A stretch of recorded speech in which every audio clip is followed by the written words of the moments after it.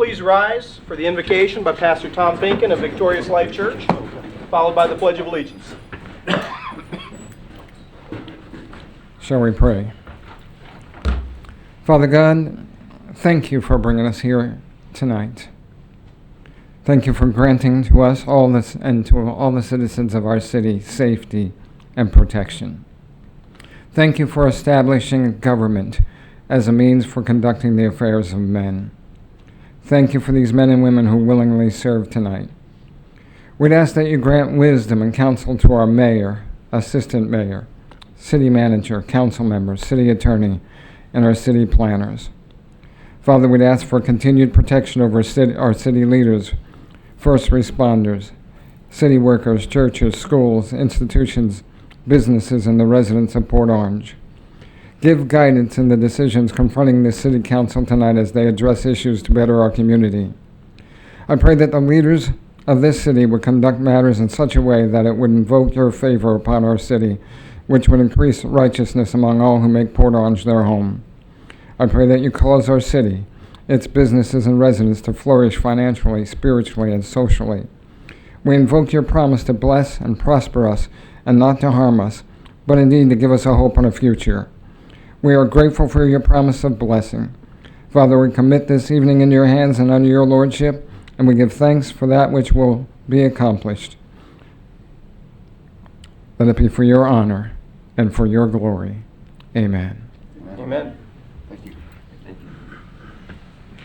I pledge allegiance to the flag of the United States of America and to the republic for which it stands, one nation, under God, indivisible, with liberty and justice for all. Thank you. Alan, you can go ahead and reopen. Just to let you all know, and for those watching at home, during the invocation and Pledge of Allegiance, I've asked the chamber doors be closed and then reopened. Just if somebody comes to a meeting and you see outside that it's that stage, you just wait outside, the door will be reopened, we'll let you in. That way just we keep the solemnity of those moments so that there are no interruptions in the chamber during the invocation and definitely the Pledge of Allegiance. But not keep anybody out or in. You can still come in. The door is unlocked if you want to, but people will know it. So just to let you know what's going on with that. We're going to do that at every meeting from now on. Roll call, please. Councilman Ford. Councilman Tramont. Here. Councilman Bastian. Here. Vice Mayor Stiltner. Here. Mayor Burnette. Here. Item 4, public comment on consent agenda items only.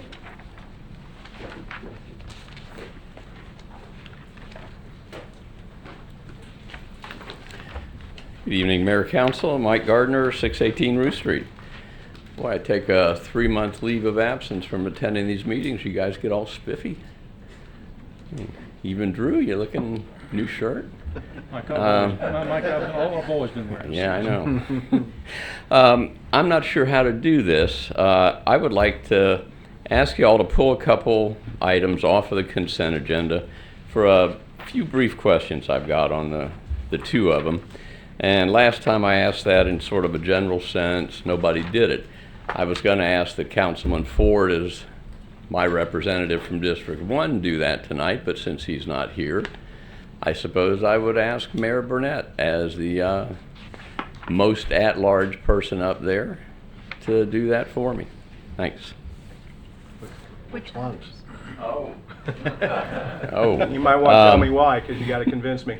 Okay, item B7A, approval of change order number 1 to the standard contract of services. I'd just like to ask a few questions about how we arrived at Smith & Lovelace and why OEM parts manufactured by Smith & Lovelace are used to replace any broken parts. The second one is B7D, reject all bids for the Hunt Club lease. Just a couple real general questions. What's the amount of the Hunt Club lease? Basically why we're putting it out for bids. Anybody else? Item 5, agenda approval. Mayor, I'd like to ask item 7D be pulled from consent for further discussion. I'll make a motion for that. Second. And I'll motion the same for 7A. Second. All in favor? Aye. That is for both 7A and 7B. May I have a, I think he said 7D. A and D. A and D. Which A is and the D. one I pulled. yeah, but are we requesting it? It's up to us. for A and B. Yeah. You said A and No. D. D. D. Who's D? Did you requested B, did you not? I He said requested rejection of bids, D. that's D. D. I'm sorry, I Yeah. did not Okay. hear you. Okay. So Yeah, you A guys and are gonna pull A and D? D. Okay. May I have a motion for the approval for the balance of the consent agenda? So moved. Second. Got it. Call the roll? Councilman Tramont, Yes. Councilman Bastian, Yes. Vice Mayor Stiltner, Yes. Mayor Burnette.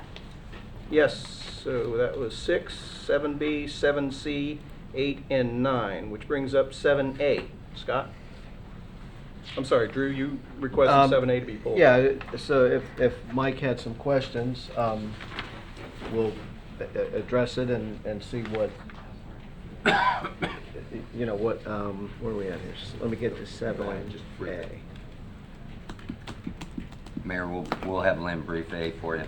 Before I Yeah, do if that, we can I have can a do that. motion for approval? So moved. Second. We have a motion and a second for approval. Lynn, tell us what we're, Lynn Stevens, Public Utilities Director. 7A is an extension of, or an additional monies on our contract that we currently have with Smith & Lovelace. Sanders Corporation is the representative for Smith & Lovelace. We have over 100 lift stations in our city. All of them are Smith & Lovelace stations. So for consistency, we use only the Smith & Lovelace parts. We can't use parts from another manufacturer in the pumps that are manufactured from Smith & Lovelace. makes sense. So it's kind of like equating it to a Mercedes. You take your Mercedes in for service, you have to use Mercedes parts or you got problems. Yes, sir. Okay. They're purchased as package stations. Okay. And we do not want problems with our lift No. stations. Yeah, definitely not. Anybody else like to speak to this? If not, call the roll. Councilman Tramont, Yes. Councilman Bastian, Yes. Vice Mayor Stiltner. Yes. Mayor Burnette. Yes. 7D, Do I not get a chance to? I just asked. Oh, I'm sorry, I didn't hear you. Does anyone else want to? Sorry, Mike. 7D, we already voted, Mike, sorry. When I asked if anybody else would like to speak to this, I meant, Yeah, you're sorry, Don, I'm sorry. I'm sorry. It's your item, you should pay attention. 7D, may I have a motion for approval? So moved. Second. We have 7D. Jake, you would like to speak to this? Alan Rosen, well, this is a project that he's been working on for the last 6 or 7 months, years. Months or years. Hey, yeah, Alan Rosen, Assistant City Manager. This is related to the RFP for Hunt Club out in the Wellfield area that we've had for a long, long time. The current contract that we have is with Smoky Hunt Club. The 5-year contract was over a couple of years ago. This would be, we were originally going to go out to RFP to kind of test the market, see what was out there. And after the bids came in, staff felt that we could have better efficiencies and effectiveness under their current contract, regardless of the bids that we have, and make it better for the city and for what's going on out there. And so the recommendation would be to reject all bids at this point and then go back out for bid again next year. Okay. Alan, what's the current contract, like monthly? It's an annual contract. Right now, it's a little over $100,000. We split it between us and the county because the county Okay. has some wholly owned land. We have Yeah. wholly owned land. Our portion of that is $85,000 a year. It's not general fund money. Okay. It goes back into that fund and utility, one of the utility funds. Okay. And so the other remaining 15-20 goes to the county for their portion of the land or the That's contract. correct, and it's paid in either July or August, depending on when the contract. Yeah, Smokey's been out there a long time. Yeah, since the 80s, 80s. Okay. at Very least. good. Any other questions for Alan? If we're coming right back to where we started, what was the point of going out for bid in the first place? The county wanted us to go out to bid to see if we could get a better price and changes to the contract and we both, in discussion with the county, in this instance, felt that rejecting all the bids in this instance based on what we got back, and making efficiencies to the current contract would be a better solution at this point. And then going back even earlier next time to make sure we get hopefully even more bids to come back next time and create more competition. We had two I think qualified bidders. there were 4 or 5. And did the this offers time. come back lower? No, they came back higher. But we felt like with the current contract that we could have more better efficiencies than going with the contract that would have been maybe put together by the RFP itself. So we wanted to kind of give it one more year, work on the current contract, make it more suitable for both parties, which would then lead into an RFP and another better contract even when we went out the next time, and people would have an even better, clearer understanding of exactly what it is they were bidding on next time. And I think it would be even a smoother process, and we'd probably get better prices next time as well. Any other questions for Alan? Can you kind of go over what are some of the changes that we're looking for in that was the current bid, and then what we're going to be looking for compared to what we've had in the past? We're trying to address some of our historical concerns with some of these changes, and can you talk about that real quick? What would the changes be in the if we rejected all bids and worked with the current? Yeah, just kind of a brief highlight of what we're trying to do, and then with those changes in mind, is there any way to encompass some of those over this year period of time? Yeah, there were some.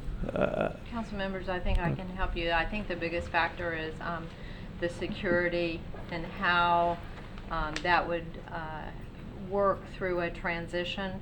When I say security, that the contracts do get performed as intended with any kind of transition in particular. There's a lot of personal property that's still part of the current hunt club, so all that property gets transitioned. The timing is quite short. I know there may be little opportunity here for other options, but in order to allow for a transition by May, going out to bid earlier would provide that, and then also putting a stronger clause in the bid documents and in the contract for that purpose. Okay. Well, but if we reject all bids and we just extend the contract with the current group for another year, those concerns that we've been having, can those be stipulated in that extension for this next year? I believe we can address some of those, yes. Okay. I don't know how extensive those can be addressed, but it's our thought that we would try and address some of those. Okay. And then to Margaret's point there, I would definitely like to recommend that our timeline to be able to award this after we go through this process again should, in my opinion, be no later than probably right at the 1st of February next year. Only because I think for the most part, the season's over. Yeah, there's a couple of other small game things in there, but at least then, you have much greater transition time to get that accomplished. So for what that's worth, that would be my suggestion on that. Okay. Are the bidders here, and would either one of them like to speak? Now would be your time.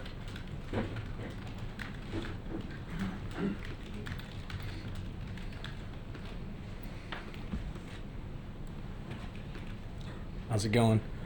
We bidded on the Tell lease. us who you are. G&G Outdoors. And your name? Ander Gorion, sir. We bidded on the lease. We did everything as approved. We came in way higher. We're $50,000 higher per year. And we wrote a letter out and everything saying that what would happen, all the members that are still there can still be there. No one's kicking nobody out. So they don't have to worry about their property or none of that stuff to be on there. So just wanted you guys to take that into consideration. Okay. Thank you. Appreciate it. Before you go away, let me, you guys have any questions for Andrew? No, I don't. Okay, thank you. And that Smokey's not here? Anybody else like to? I'm a representative. Come on up, if you'd so please. The only comments I guess I have is Introduce yourself, please, sir. I'm Robert Thomas Jr. and I'm the son of Bob Thomas. He's the president of the club. Okay. The only comment I want to make is the introduction of the amendment 2-275 in the bid should not have been there. It clearly stated lowest bidder, and this bid was for the highest bid. And Thank you. if we're renewed for another year, we intend to maintain the same standard that we've had for the past 27. All right. Yeah. Thank you. Appreciate it. Anybody else like to speak this?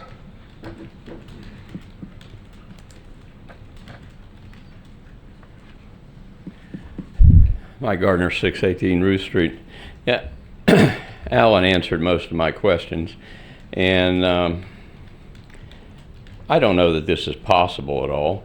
If there's any way that even for a limited period of time during the course of the lease, that whoever gets the lease runs it, if it were possible to allow regular old city folk to at least go out there and look at that property. I've lived here for a long time, and I've never been able to go out Shuns Road. And there's a huge amount of city and county property out there that would just be nice to see. That's the only place that, I'm familiar with that you can't do that. Now, the reason I asked that this be pulled were those couple questions, and I'm a kind of guy that I like to answer my own questions if possible. So I took the information on this City Council agenda item, and I went to the City of Port Orange website, and I used the City of Port Orange search function in a variety of ways. I looked up the contract, or the ITB 1815 Hunt Club lease, and got back all sorts of craziness. It was not possible for me, using the current city website, to go and find any more information on this item agenda. And I don't think that's right. I mean, it's a very nice looking website. It's just functionally about worthless. And I talked to Robin a little bit about it, and she agrees with me on some points. And some points I may just not understand how very well to work through the website. And I think, she can get a lot of that stuff changed. But it is distressing for a guy like me to want to find out information, not be able to do it. And it is very distressing to go to that website and find that you can only go back 4 years, 4.5 about now, when the old website had tons of data going back 10, 15 years. Now, I don't know whether that's vanished, it's up in the cloud somewhere being stored, or it's shunted off somewhere in a server. I would sure love to see that come back and be accessible to people like me, because there's a lot of stuff that, I knew exactly what council meetings certain things were said, and now I can't go back to it anymore. Thanks. Thank you. Anybody else like to speak to this? Back to council. The motion on the floor currently is to reject, which is the staff recommendation. I'd like to follow up, Mayor, in regards to comments. Tim, I wonder if Tim can answer, anyone from staff about. Go ask the question and I'll send up the right person to answer the question. I was just wondering why can't city folk go up to that property? It's protected property. It's that's where our well fields are. It's a homeland security issue. It's guarded. As a matter of fact, the Hunt Club provides us a level of security by being out there all the time. They know who's in their club, who's not, and they contact us. That doesn't mean that people aren't allowed out there. We had a great ceremony for the Outfall project last year. Plenty of people go out there with a little bit of heads up, or maybe, Lynn, we could arrange something monthly where folks can get out there. I'll talk to the Public Utilities Director. And as far as the other stuff, since I have the mic here, we constantly try to make our website as attractive and useful as possible, and we'll continue to do so. I think those are great comments. When we kind of off-boarded our website, it costs So we might have to get creative about putting everything from the past, 48,000 years on that website. But we'll do as much as we can. And if you absolutely know where you're going, in Mr. Gardner's place, sometimes he knows exactly where he's going. It does not cost any money for Robin to pull an old agenda and send it. That's way under the, takes minutes. So that could probably be done on the phone before she hangs up. So, but we will constantly try to get that website to give what the folks need. Other comments? Being none. The current motion on the floor is to reject all bids. Call the roll. Councilman Tramont. Yes. Councilman Bastian. Yes. Vice Mayor Stiltner. Yes. Mayor Burnette. Yes. 4-0. Brings us to citizen participation. Jerry Harris. Jerry.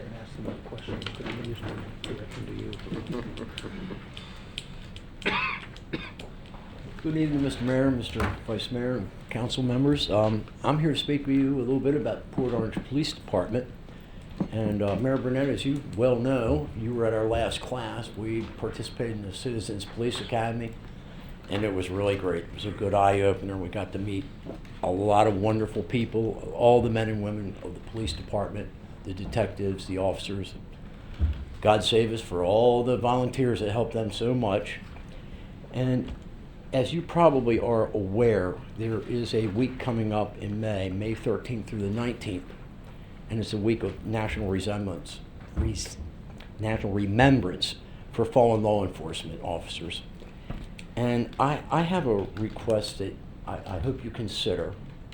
And Mr. Mayor, along with your council, I would like to see you make a citywide proclamation, a recognition and appreciation for this police department, our police department, because they definitely deserve it. And I think we should mark that and let them know that we as a city, we do appreciate them. They're quality people. It was a real eye-opener. And I fully support them, and God bless them. I wish them all the safety, and no one ever gets hurt and everybody gets home.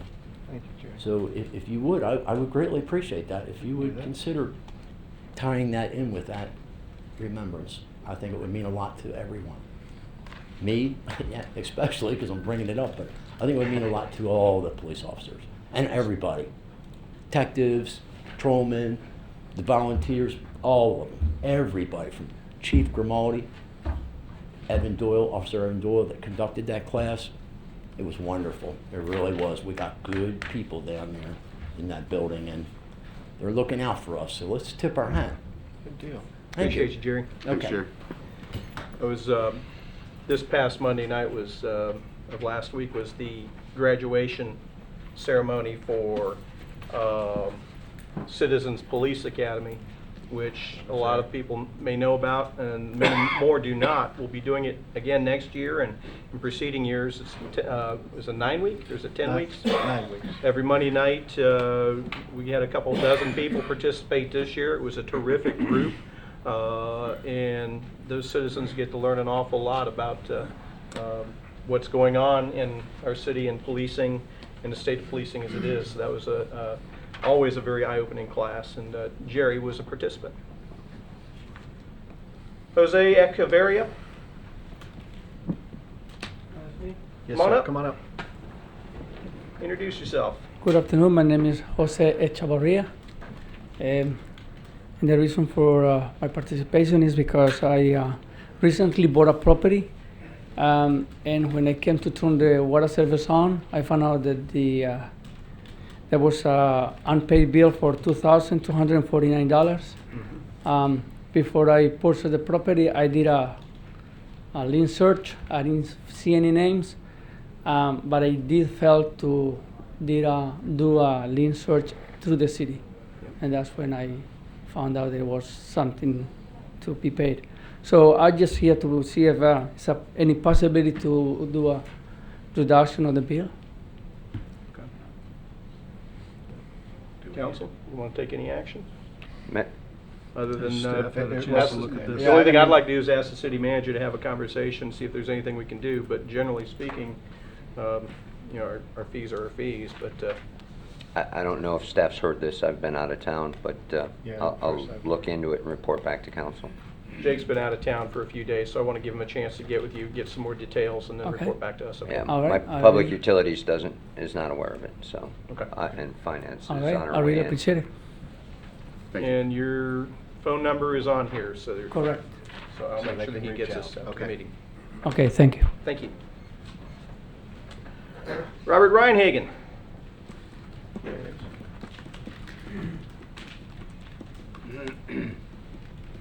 Mayor, council members, Robert Reinhagen, 1425 Dexter Drive, Port Orange. Recently, there was an article in the News Journal with regard to a fight between the city and the county, the city of Daytona Beach, with regard to the golf course being on the tax rolls. And apparently, the tax assessor has decided that municipal golf courses can be put on the tax rolls. And so my question is, what's the implication for our municipal golf course? And how did they come to this determination of in 2012 on how they were taxable? Suddenly they were, they're untaxable, and then suddenly they're taxable. And has the city taking the position with regard to supporting Daytona Beach, or are we just silent about it? And if you don't have an answer, point me in the right direction. I did email the reporter, and I did leave a voice message for the editor, but neither has responded. So Shocked, I say. I will, let me just state that that's actually between the city of Ormond Beach and the county. Ormond, okay. And their agreement with the golf course outsourcing is different from the kind of agreement that we have, so. And it's actually not been concluded, so, but we're watching. So at this point, you've not gotten anything from the county assessor that Nope. we Don't expect it. Oh, thank you so much. Thank you. Michael Gardner.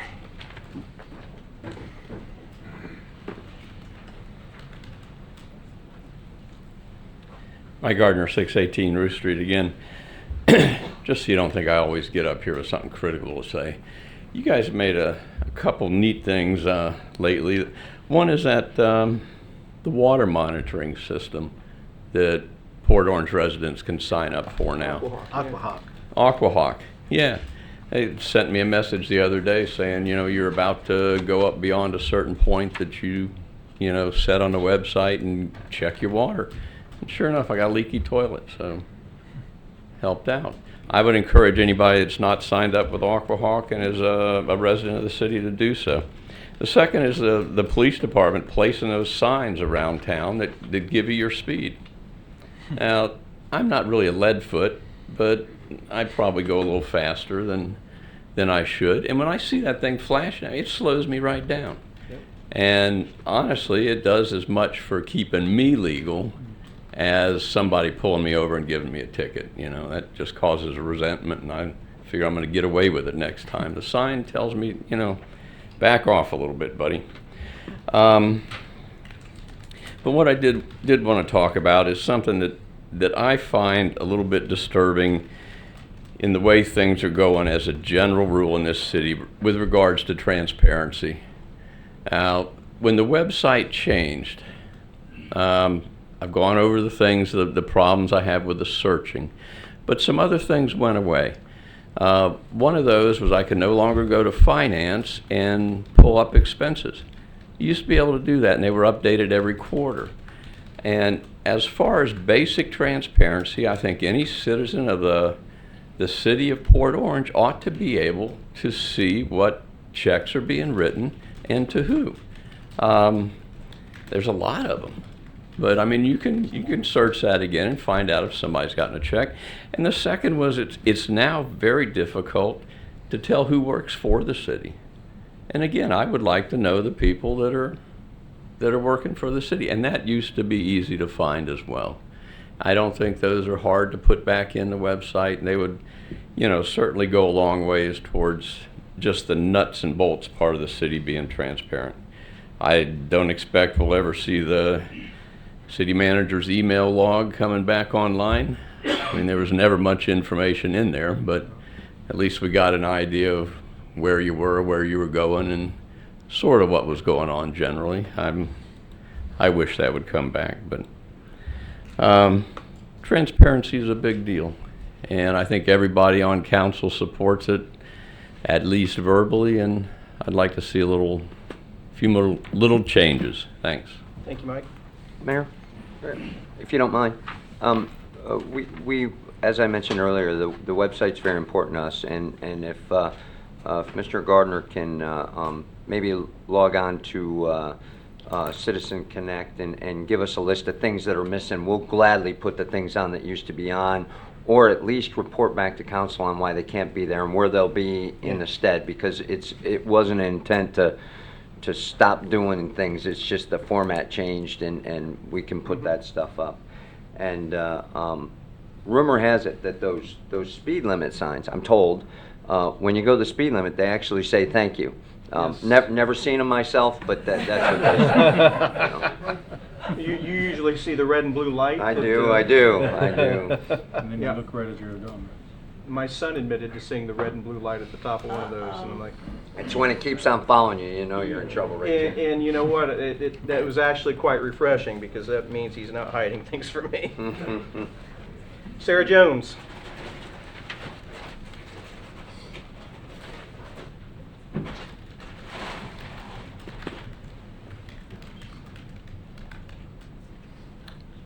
Sarah Jones, 44 Woodfield Drive, Port Orange. Mayor Burnette, Vice Mayor Stiltner, Councilman Bastian, Councilman Tramont. I come before you, and I do so formally because I was really shocked to learn that the new website had removed large sections of information that was on the previous website. And today, when I thought about this problem, I tried to think of an analogy.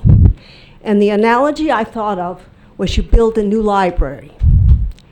And then you say, well, to save money, staff made a decision, we'll just take the books that were published in the last 4 years and a few others, and we'll move them into the new library. The rest will go into cold storage. And if a citizen wants to make a request for a piece of information, and if he or she is fortunate enough to know where that information is, they can get it on a request, perhaps for money. There is nothing more sacred to democracy or to government than transparency and the ability to find out what is going on, particularly in the state of Florida, which has probably the most open public information requirements of any state, the Sunshine Law. I don't even know if this new website meets the Sunshine Law technicalities. It certainly does not meet the spirit. And I also am shocked that when I asked the question, I was told it was a staff decision. I think the decision to remove information of such quantity from the website is a policy decision and should have been brought forth before this council, and the council should have debated it, back and forth, ideas, do we have to do this, do we not have to do this? And then come to a conclusion. It should not have been done unilaterally by the city manager. Lastly, I would question, I don't know, I am not a computer expert, but today I talked to 2 IT people who know more than I do, which doesn't say a great deal. And both of them told me that it was not necessarily more expensive to bring all the information from the old website over, that indeed it might have been less expensive rather than try to single out what you're going to take. There's another alternative which I have used in the past myself with my own websites, and that you can actually keep the old website up and people can go and use it for that old information. So I would ask you gentlemen to do your duty, determine policy, and look at this website and what happened, and determine if you, as members of council, want the website to continue as it is. I thank you.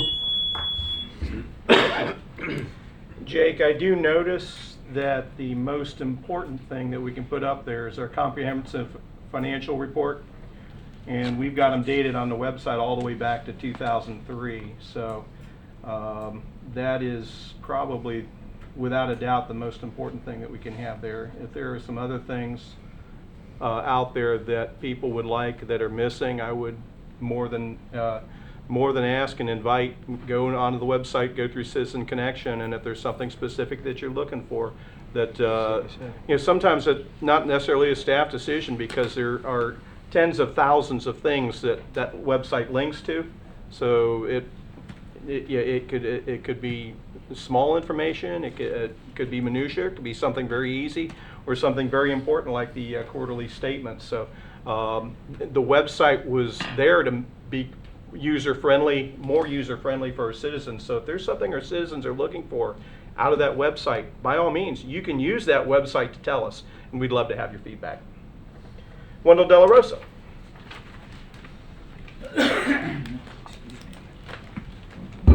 Wendell De La Rosa. I just wanted to confirm my desire to speak with the city attorney, risk management, and I would ask for counsel's assistance in doing so, or if that can't be facilitated, if you could provide me a reason why, what legal justification would be. I would like to take some matters offline that involved health concerns. It doesn't need to be brought up in public records and things like that. So I would prefer to deal offline with some issues. You can wait. I'm not in any rush. I'm a pretty patient individual, as I've reached out to all of you and chatted. I understand Bob Ford's on holidays, so when he gets back, if you guys could come to some determination, that would be great. Also, I'd like to ask what the city policy on employees carrying concealed firearms in city buildings are. So personally, I'm a Second Amendment believer, but I'm just curious on the official policy, if you have one. Are you aware off the top of your head? That would be a question of mine, because it is a concern of mine, because I've heard through the grapevine that some city employees, to include the city manager and his secretary, have armed themselves. So maybe the emails are wrong, or maybe I'm being misinformed by some city employees. I don't know. So it would concern me that if you have city managers armed with firearms, especially sitting in city chambers, which is actually a violation of state law. So, Folks, just arrest everybody's, put them at ease. Well, you I got. don't wear any concealed weapon in chambers. Come on And back it up is, here, I Jake. believe, illegal to do so. It is illegal to do so, but you seem to think that you're above the law, so that's my point that I'm trying to get here. You just admitted yourself the little blue lights go on. I've seen your little Porsche going down Dunlawton, sir. A police car couldn't catch Mayor, you. I'm going to excuse myself. Yeah, as you should. As you should. I'm pretty sure they were talking about the blue lights on top of the. That's what I'm on top of saying. the- Those things the can't mach- catch him, and the- neither can the police cars. Not the police car. on No, top of no, the they can't machine. catch him either. I've seen him on Dunlawton. He's blown my doors off numerous times. I got a little camera in my car. He's pretty good at that. And I like the little, so if you could add a minute back on the clock for the strip session for the city manager, that would be great. So yeah, I'm gonna go back to the firearms thing. If there's city employees carrying firearms, I'm just curious. Like I said, I'm a Second Amendment believer. I don't have an issue with it. I'm just curious on the policy. If there's a policy for people to carry firearms, that's great. I'm just asking a question. I would like to know, when you go in a city building, the water department to pay a water bill, if little Susie has a firearm or not. Can you add my minute back on? And well, I'm going to continue to talk since he decided to take my time. Actually, I'm kind of done. That was my question, and I'd like to take the first matter offline, like you're all aware of. So if you could get back with me, that would be great. And tell him he's still a little short guy.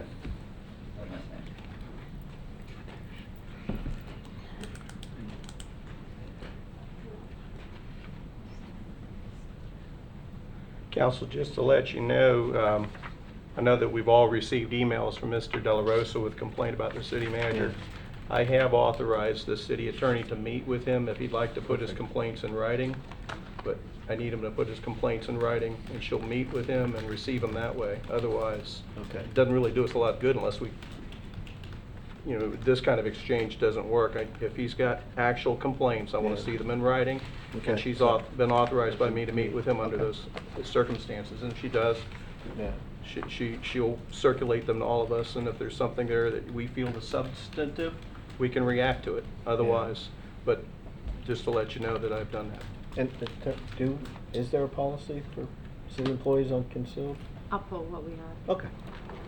And then maybe you can have that as part of the meeting to let him know. Right. Since he's so concerned. That's actually, one way or the other, good information. That's a legitimate question. Yeah. It's good for the public to know. I think it'd be trumped by state law anyways. You know, there's certain things you have to meet to be able to do that, so. Which leads us right into comments and concerns from council members. Don't have much. I noticed on Sunday, I know we're having some issues with mowing, but I noticed Sunday when I went to the firefighter chili cook-off, which was a really good event, the median, and I'm not a big complainer, but the medians down US 1, I traveled Dunlawton South, the grass is pretty high, like obnoxiously high. So hopefully that'll get addressed pretty quickly. I didn't go down there today, but I know Sunday it was up there. So that's all I got. Okay. That was Ridgewood. Yeah, US 1 medians, yeah.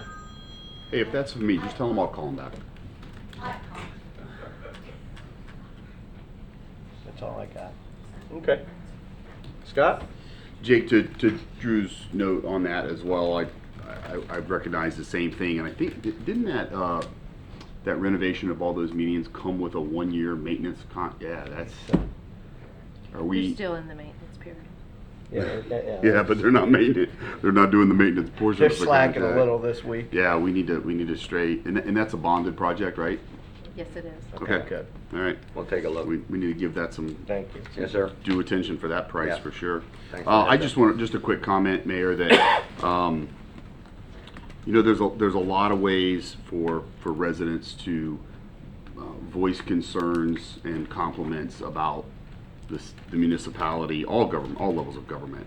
But I really believe that in order for us to have a successful and quality city and maintaining it and always improving it and always looking forward to those things, it's really important that the information go to the right places. And one of the trends that I see, and I'm guilty of it from time to time too, is people want to put stuff on social media and they've seen something that needs our attention, or they've got a good idea about something that can be done better, but they're putting it in the wrong place. I just want to encourage folks and remind them that we have that Citizen Connect feature. And while it's certainly, if you want to put it on Facebook or Twitter and all those different avenues, that's fine. But also take a moment to put it on Citizen Connect so that you have delivered it. Because I do get residents who'll call me or they'll reach out to me and they'll say, hey, did you see such and such that posted something on a Facebook page or whatever, and several people try, and then sometimes I'll reach out to those folks and I'll be like, that's great, but did anybody tell the city? Did anybody call the police department? Did anybody put it on Citizen Connect? Did anybody call Public Works to say, hey, this stop sign's down? And every time I get, well, no. And so somehow we need to work towards reminding the residents that we really need their feedback and their help. This is not a city that is going to be successful maintaining the high quality of life that we've done for so many years without the continued support and information from our residents. They are an integral part of our success. 60,000 eyes and ears? 60,000 eyes and ears. And so we need them in a very positive way to bring those things to our attention and keep bringing them to our attention. That's fine.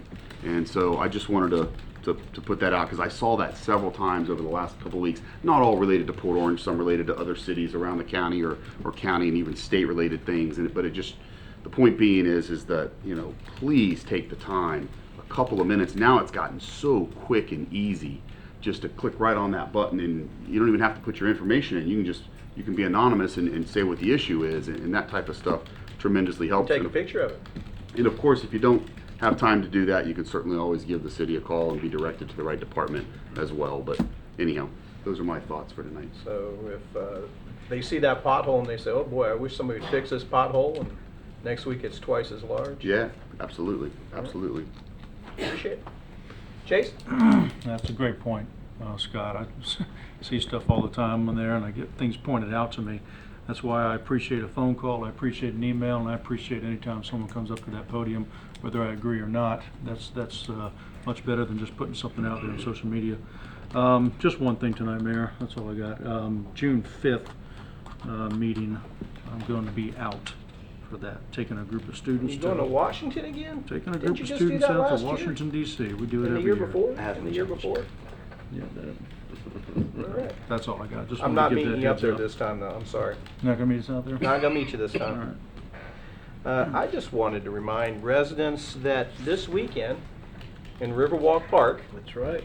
in the wonderful River District, is the first ever Riverfest, brought to you in a partnership by Rotary Port Orange, the Port Orange South Daytona Chamber, and of course the city.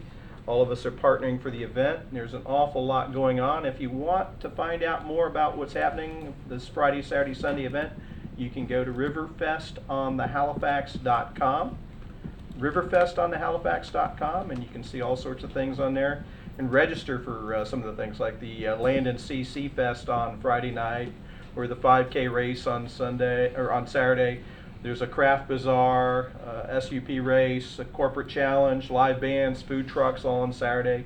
Sunday, the craft bazaar and expo's back, a motorcycle show, a cornhole contest, a live DJ. So there's a lot going on in Riverwalk Park in the River District, Port Orange, this weekend. So looking forward to it. Hopefully the Chamber of Commerce has us set up with the nice weather. So far the forecast looks good. And I am looking forward to a nice day in the park starting Friday night through Sunday. The other thing that I wanted to bring up, not such good news, is if you haven't heard by now, I know everybody stops in a gas station every once in a while and you hear about those skimmers. We had one at a Port Orange gas station that was discovered yesterday afternoon on Dunlawton.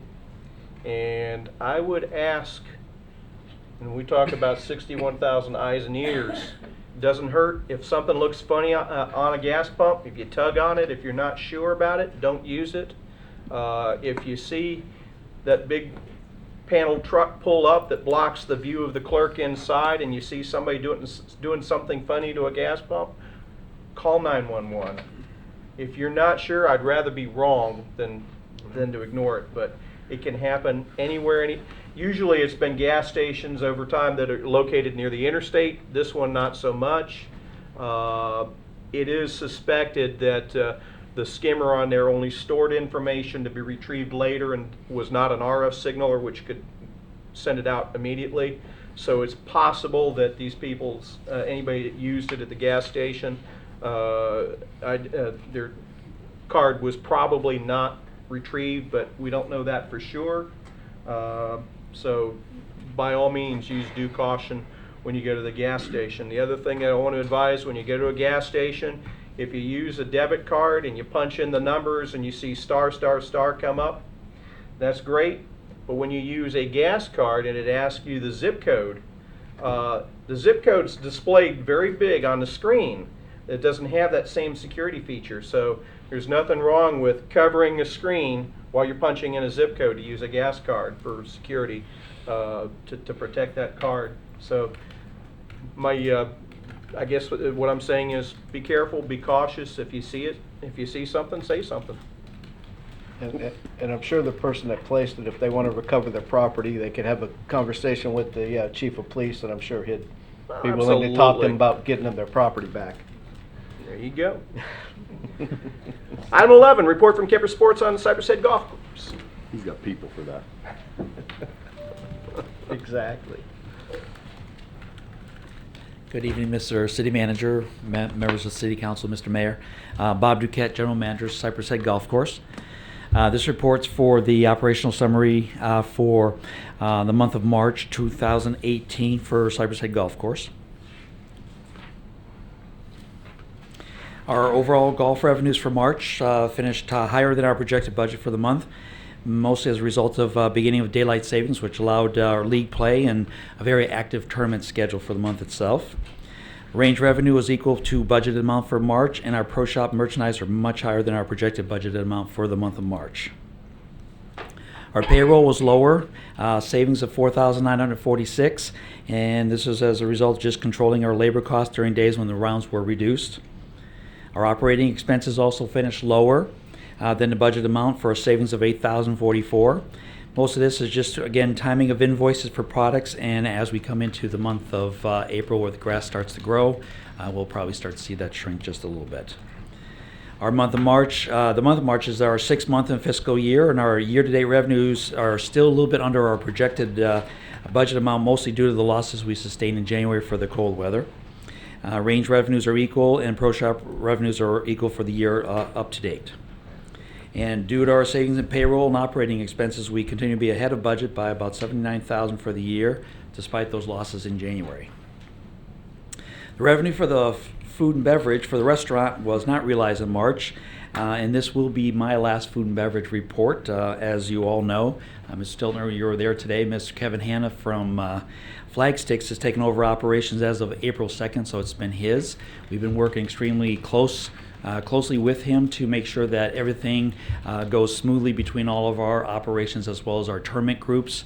And from what I gather, the chicken fried steak has made a big hit. I haven't tried it yet, but one of these days apparently I will. So we're looking forward, glad to have him on board. He seems to be extremely energetic and has really worked well with all the golfers as well too. So we're excited. Tee sheet activities, we had 5,604 total rounds, 4,605 paid rounds, 770 annual with Cypress Pass member rounds, and 229 other rounds.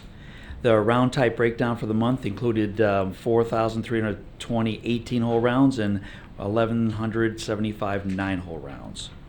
Our course of grounds, we had a little bit of an issue in March, still surprising. We had some heavy rains, closed for a couple days, as well as several days of frost, which again in March is pretty unusual, but we worked through that aspect, and our maintenance team continues to work on all the projects around the area, removing dead trees and protecting the safety of all of our guests. And with the improvement of the weather pattern during the coming months, we will be continuing our agronomic plan, which includes all the fertilizer applications, insecticides, pre-emergent weed control, and cutting the grass. In our golf shop, we had $555 in gift card sales, and we had $12,297 in Pro Shop sales. We've had a continuation of our lessons program with one of my assistants, a PGA professional, Mike Dick, who has been doing lessons for for ladies and men's and juniors. And because of daylight savings time, we did start our summer golf leagues, and they have been very well received. Reggie Hunter, who is our Director of Sales and Marketing, she's booking tournament events throughout the course of the rest of this year, as well as into 2019. Once again, we had the pleasure and privilege of hosting the Spruce Creek Academy of Finance in March, and that was a very successful fundraiser for the group. And we also held a women's member guest event that showcased Cypress Head to all the other clubs in Volusia County as well. So that was a very big hit. On our Mindshare reports, we had over 400 questionnaires mailed out. Our overall golf course received an 8.6, recommended rating of 8.8, and our customer service rating is at 9.7.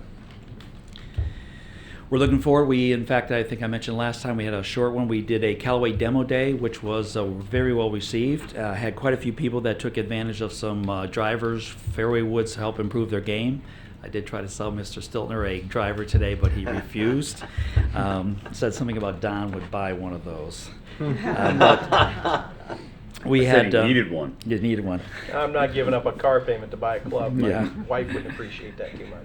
But we had a great experience with Callaway. In fact, it was so well received. Callaway's going to come back in August. We're going to host another one from that point. Anything we can do to help out for improving sales in the Pro Shop is going to be a benefit.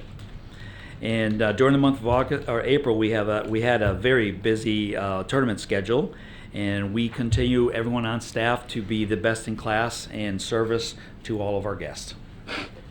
Bob, why were there no sales or expenses realized for March in food?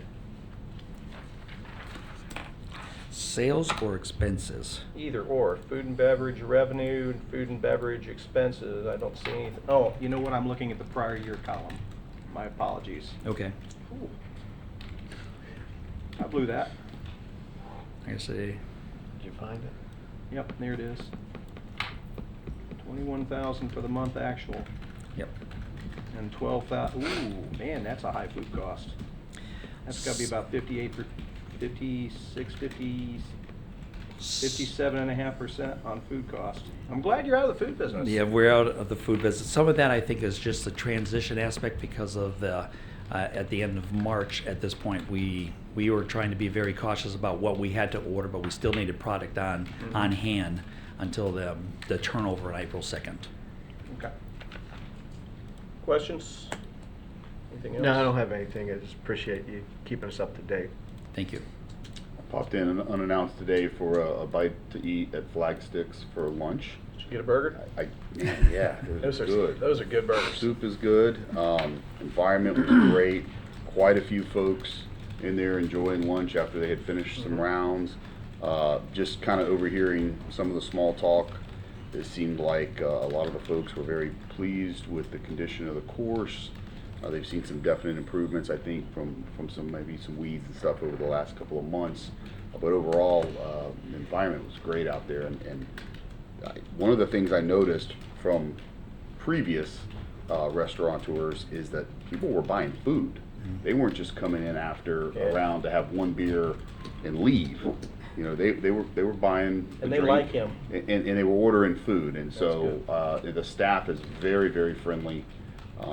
They work because there's not a huge staff out there, but man, they turn it over and they get it done. Yeah. It's a good environment. I encourage folks to go out there and give that place a chance, and I think they're going to be pleasantly surprised. I hear the fish fry when they do that is really, really good, and they have daily specials as well and stuff like that. So, and it's a benefit. Nice environment. It's a benefit for everybody because, as you mentioned, they're coming in if they have a good aspect with the food. They will stay for golf. Our parking lots have been full. We've had a tremendous amount of golfers that have come in mostly for the course, but also nice to hear the fact that the food and beverages is doing well, and it makes it for a good experience for all of us.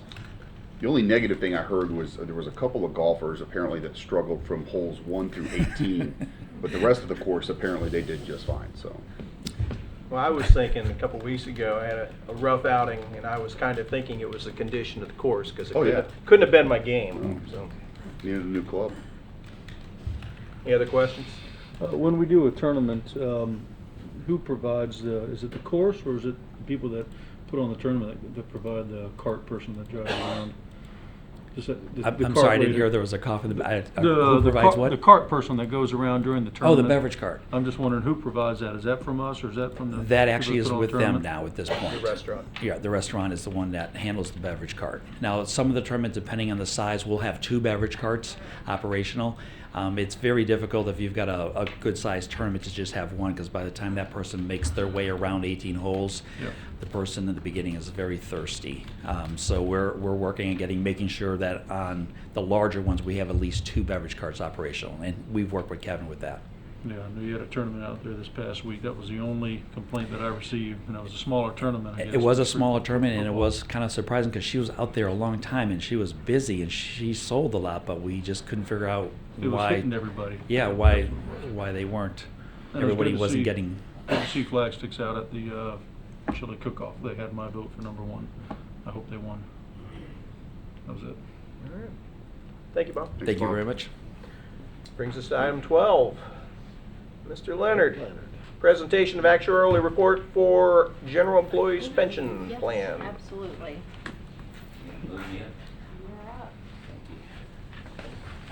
Good evening.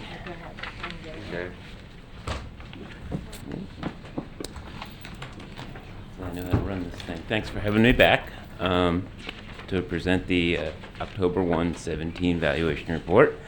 What you got here? Oh, cool.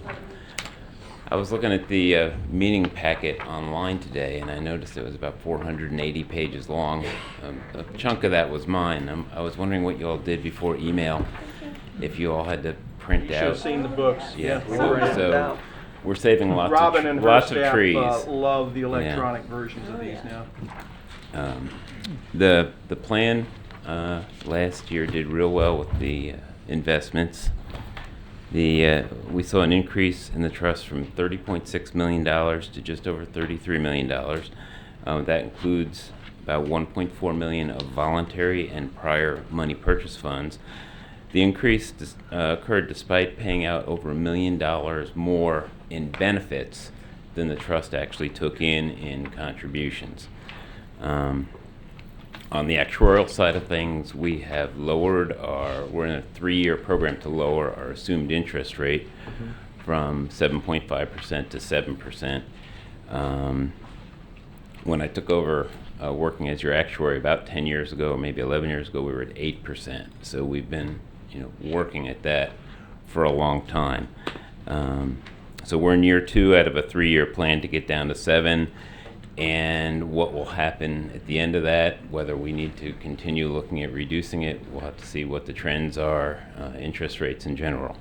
As a result of reducing that interest rate, the recommended contribution percentage for the plan rose from 17.3% this year of salary to 21.3% next year. And since we'll be doing the October 1, 18 valuation fully on the 7% interest assumption, you can be looking at another increase for the 19 to 20 year, 2020 year.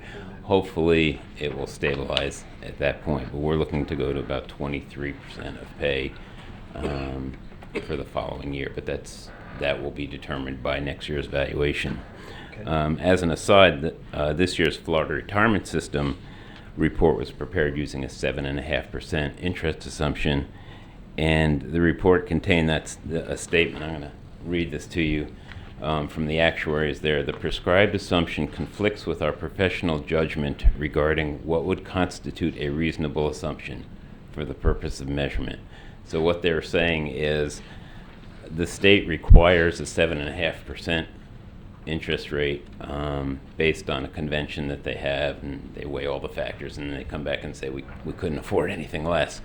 That's not what they put in writing, though. But the actuaries went on to say that their models developed by Millman and Aon Hewitt had future returns in the 6.6 to 6.8% range. So that's what they would recommend. So us being at 7 is not too far off. In addition to the annual evaluation report, and included in it in the packet, is what's called the GASB report, which is a required government accounting standards calculations. And interestingly, the FRS was at 7.1% for that. We're at 7%. Their funded ratio is 83.9, and ours is 84.1. So we have a lower interest rate and a higher funded ratio than FRS. And nationwide, FRS is one of the better funded pension plans.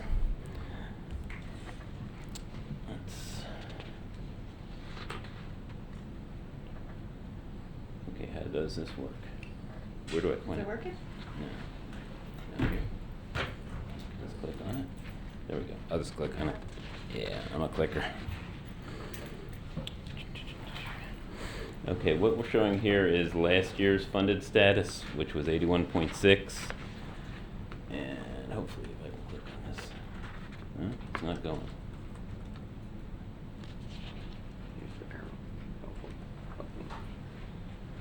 Adding in 2017,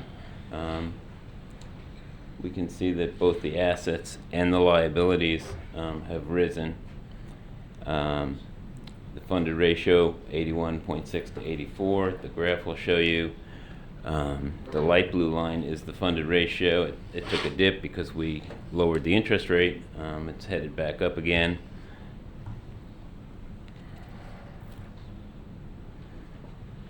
The next slide is a review of 2017 from the asset side, just to show what went on during the year. The city contributions plus the participant contributions are represented by the gray and the blue. benefit payments of over $2 million, $2.1 million, and the investment income was the big star for the year, 3.368. And the net cash flow, you can see, is it was 852 in the 16 year and over $1 million this year. So that's just a trend that's continuing as the contributions are going to be going down on a dollar basis, not necessarily on a percentage basis, but as the active population shrinks, that percentage is going to be going down. We have 116 actives still in the plan. That's down about 8 from the prior year, and we're up to 86 retireds. Looking at the last bar there, you can see the big blue is starting to catch up to the gray. The grays are the actives, that's going down. The blues are getting bigger.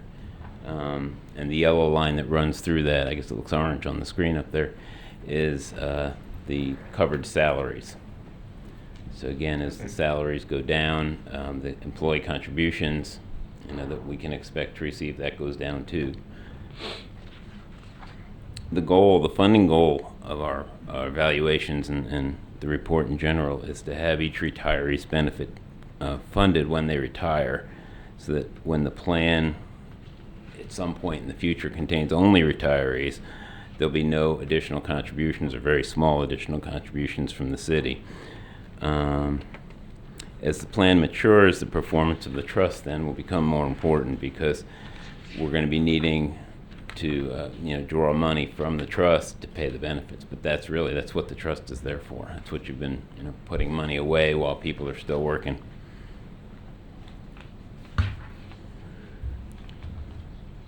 During the year, we're showing here the trust fund yield on a historical basis, and the blue line is the market value. So you can see there's good years and bad years, and the orange line is what we call the valuation results. And this, I don't want to spend too much time on it, but you can see that's a much more steady line. And what we do is we average our market value yields over 5 years, so that the contribution calculations don't go bouncing all over the place like that blue line does.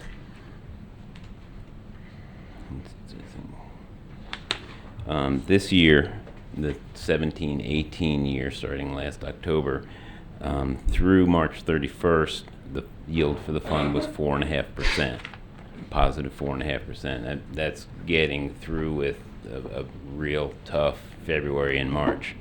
I took a look today at what I have access to before the statements come out for April, and it looked pretty good. Looked like April was going to be a positive month. So we're on a pretty good track with the investments. This slide shows just same graph as the other one, but it shows the yield over longer periods, composite. Those are annual yields. That's not the yield for the whole period. So our 3 years 786, our 5 years almost 10%, and our 10 years is 552, which is a little lower, but that's kind of skewed by 2008, which was that was the year market really crashed. So I'm just I'm not a prognosticator of the market, but I'm predicting next year when I come back here that 10 year is going to look really good, because we're taking that negative 12 out of the equation. There's many factors that influence the long-term health of a pension plan, and our job is to review them, adjust as necessary, to make sure that the plan isn't a burden on a future generation who's not actually receiving the benefits. So that's what we're going to do, and sometimes that means you need more money now to fund it, to take care of things, but we're going to try and do that on an organized and efficient basis. I thank you for letting me serve the city, and if you have any questions, I'm here to entertain them. Questions for Mr. Leonard? No, not really. I mean, he covered everything, and we're at roughly 84%, which is not bad. That's actually pretty darn good. We'd like to see it better. Yeah.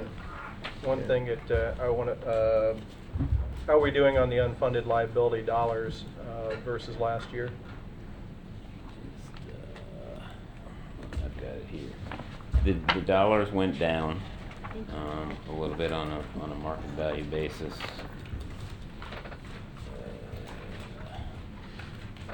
Look at the second slide.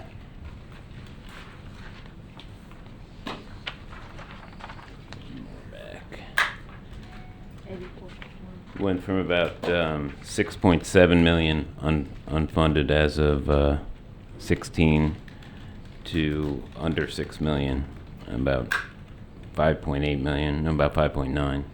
So it went down a little Pretty bit. good chunk when you. It's pretty good Percentage-wise, chunk. that's a Yeah. And heading in the right direction. They are. And your retirees, you know, they're living good, healthy lives and outliving the actuarial tables right now, and you know, that's something that we look at and you know, if we have to adjust that, if we have to assume they'll live longer, we'll do that too. But that's part of the reason the plan's expensive, because you know you have good, healthy retirees here. Thank you. Very good. Thanks, Dave. ERP project update. There's Jane.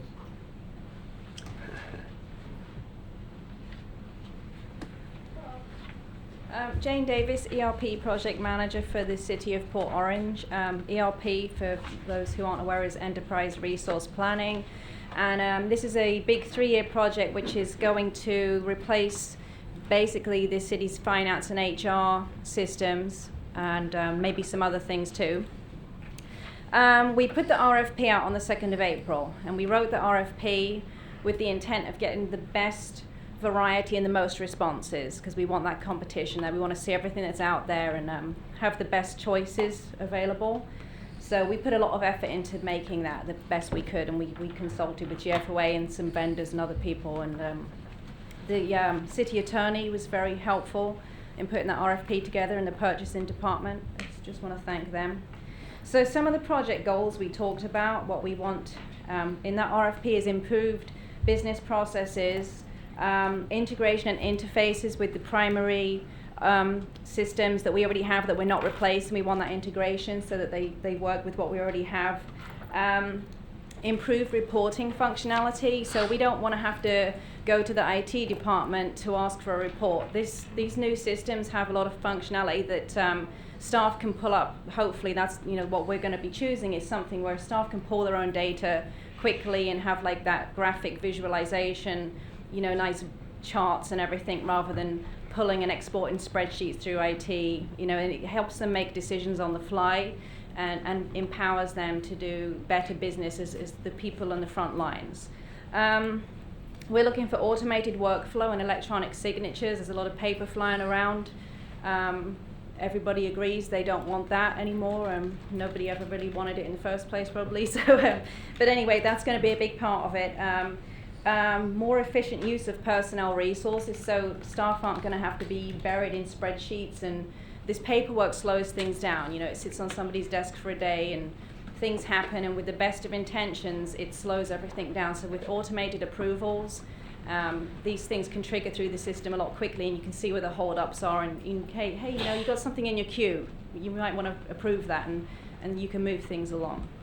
So and the other thing which we heard a little bit about earlier is accountability and transparency, that with this more robust and efficient system, there is hopes that there'll be more transparency for the citizens. We may have like a citizen portal where they can log on and see some real-time data and get to some of the stuff that they might be very interested in. So, that's part of this whole project too. We had about 1,200 technical requirements, line items, that were gathered through interviewing the staff and painstaking about 6 months of gathering these requirements, make sure we've got everything on that RFP that we need. We have 14 process improvement teams. We're still working on about 50 core processes. We picked out the main things that the city does, finance and HR related, and they're like pulling apart our processes currently and reworking things and streamlining things so that we don't wait for the vendor to get here to start on all that stuff. We're doing it now, because there's no point building the system on some of our old things we want to change, because it's going to cost money to go back in and rework it. So the goal is to get a head start on some of those things now. And the staff have been great. They've identified a lot of changes they can make now regardless of ERP. The changes are going to go through an approval process. Nobody's just going to start changing things on the fly without it being properly researched and communicated in training and all those things. So there are controls on how we're doing that. Some of the hickories are also, like finance is working on redesigning the chart of accounts, which is a very big thing. That's the core that this system's going to stand up on. There's data cleanup, the land file, vendor file, customer file. All this data has to be cleaned up. We're not going to bring all the bad data, and that happens in any system. You get duplicates over 28 years. Things start getting a bit messy in there. So we're going to look into that and clean those things up. They are looking at employee evaluation forms and processes, to make sure that it's not just ahead of ERP, but that it's a valuable process for the employees and that everybody understands it and that it makes sense for everyone from the top out to people in the field. Also looking at maybe the travel policy. These are just examples of some of the things that staff are looking at as part of this whole process. And then on the 14th of May, the written proposals will be due in from the vendors. And we have a team of 9 people who are our selection committee who've been trained by GFOA and myself and Alan. We all kind of got involved and made sure they understand what this means to look at these proposals and how important it is and what they should be looking for. And so they will have a month to start reviewing those. And then from those proposals that come in, we'll elevate 3 vendors to the physical software demos. So they'll come in, it will be 1 week per vendor, and the selection committee will participate then too. Other employees will be able to give feedback. And then 2 will be elevated onto discovery, and then contract negotiation. Finally 1 then to contract negotiation. An award will be given, we're looking at December. The evaluation and scoring, we're focusing on the implementation methodology and an approach more so even than the technical, because the software all kind of works out of the box now. They're all good products really. But the key success factor really is who's going to come in and help us set it up and work with our people to make sure that we get it done right and that we have it set up in the right fashion from a functional standpoint and not just technical as well. So the selection committee are being asked to really look at that. Those people, we're going to be married to them for a long time. So you know how that can go if you get it wrong, right? So we're really looking to make sure we get a right partner to work with for the upcoming years. So that's where we are really. I don't know if I left anything out or if you have any questions. That's like the high level timeline. I would think with 9 people on a selection team that either you're going to get a great result or you're going to get a lot of arguing or some of both. Maybe. A little bit of both. It doesn't mean it's a bad thing that they may not agree on everything. And we have the reason we have 9 is that we have a representative from each area. We wanted everybody to make sure that they have some representation on this, and also every department is represented on these process improvement teams. Police department is helping HR rebuild the employee evaluation, and they brought some great ideas. So there's been a lot of cross-departmental feedback, and the staff have, I did a questionnaire to the people involved in those teams, and for the most part was very positive, and they indicated that sure they're not joyful about how many meetings they're in, but they're happy to be working with other departments, and they understand better now the flow of why things work certain ways in other departments, and they have a different appreciation for other people's jobs and what they do. Now you've gotten some back chats on the pit crews, and I always think it's interesting when you put process improvement teams of people together from different departments who've never worked together before.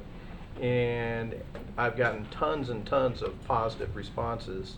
Basically the same thing. It's like, I know it's more work, but boy, for the most part, everybody's pretty excited about it. And I'm grateful because not only the efficiencies of each department, but the interrelations of those departments. When you talked about functionality, that's where we're going to see our biggest gains, I've got to believe.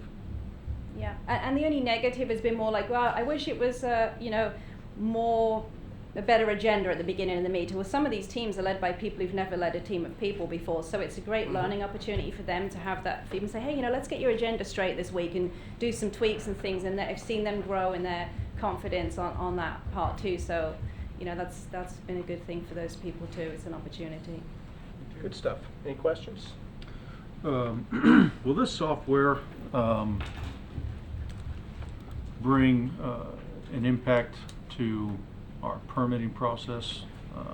One of the consistent critiques, I guess, if you will, from builders, people who want to renovate their place, is the permitting process here. They're always very complimentary of our staff, but the process seems to be what frustrates some people. Will this software offer it depends. something This to- first part, we're looking at HR and finance, and community development all along have been looking for a solution too. So it might be that one vendor does all of those things, or if the HR and finance vendor doesn't, then they're going to have their own solution, which was always the case anyway. But we haven't got a line between.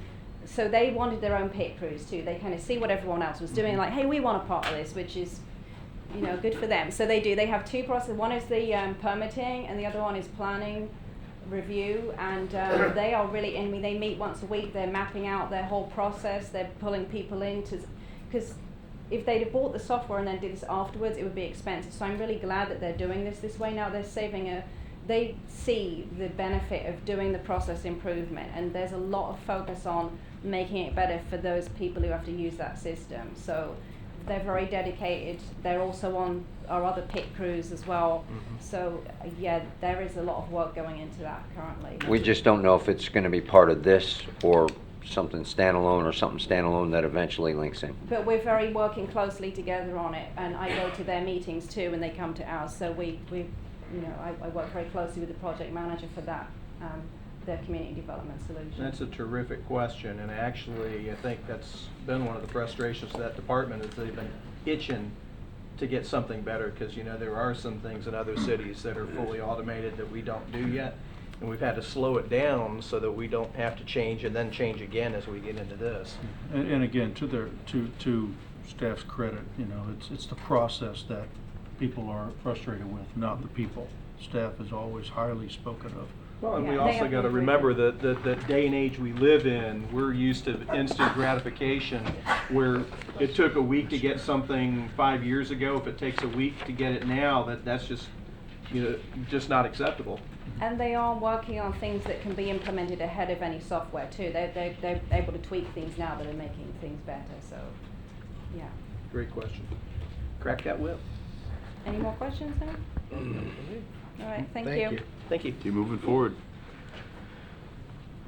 It's a Tracy Reams sighting, monthly financial report. Good morning, Council, Mayor and Council, Tracy Ream, Finance Director, and I need your help. I'm in. You're so kind. Robin's always there to support us. There you go. Thank you. So I'm pleased to give you the financial report for the period ended March 31st. This is, of course, half of the year has gone by. We closed our fiscal year since we were last together.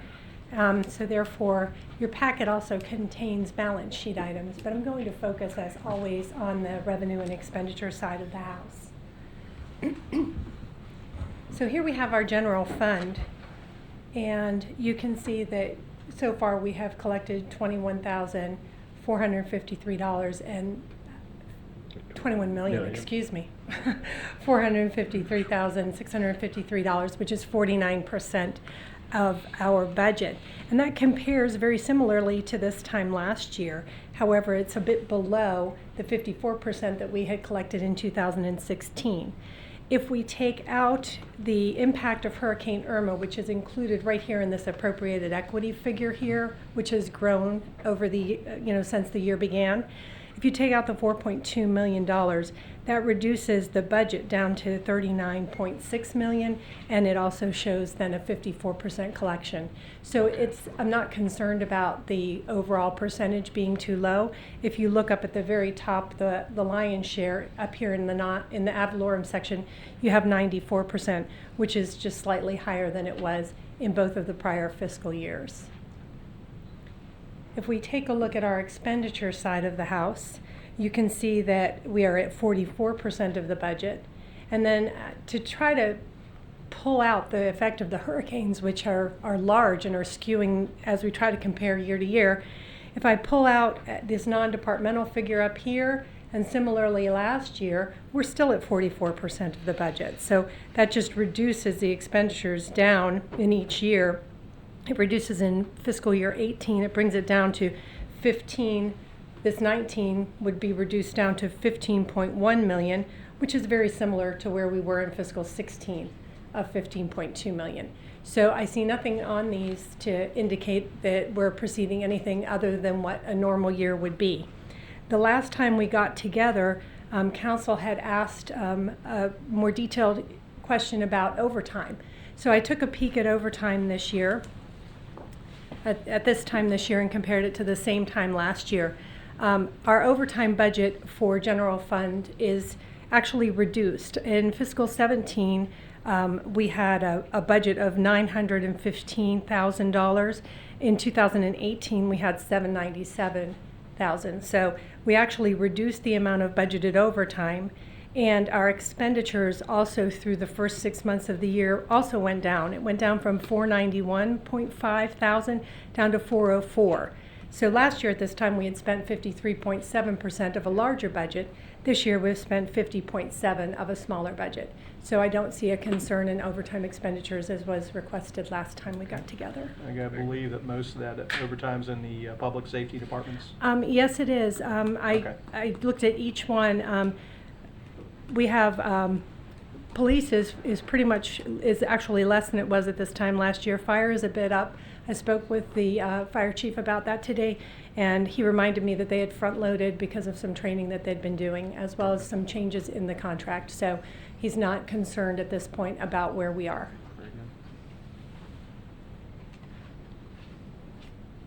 Okay, so if we also look at the hurricanes, as I'm sure you're aware, one of our concerns is the amount of hurricanes that money that we're waiting on. We are continuing to work with FEMA on additional requests for supporting documentation. We've still not received any more. I'm working on a $257,000 request, but the big money has yet to come in. Overall, between both Matthew and Irma, we're at just under $11 million that we're hoping to get from both the federal and the state, so substantial amount of money. If we move to the Building Special Revenue Fund, excuse me.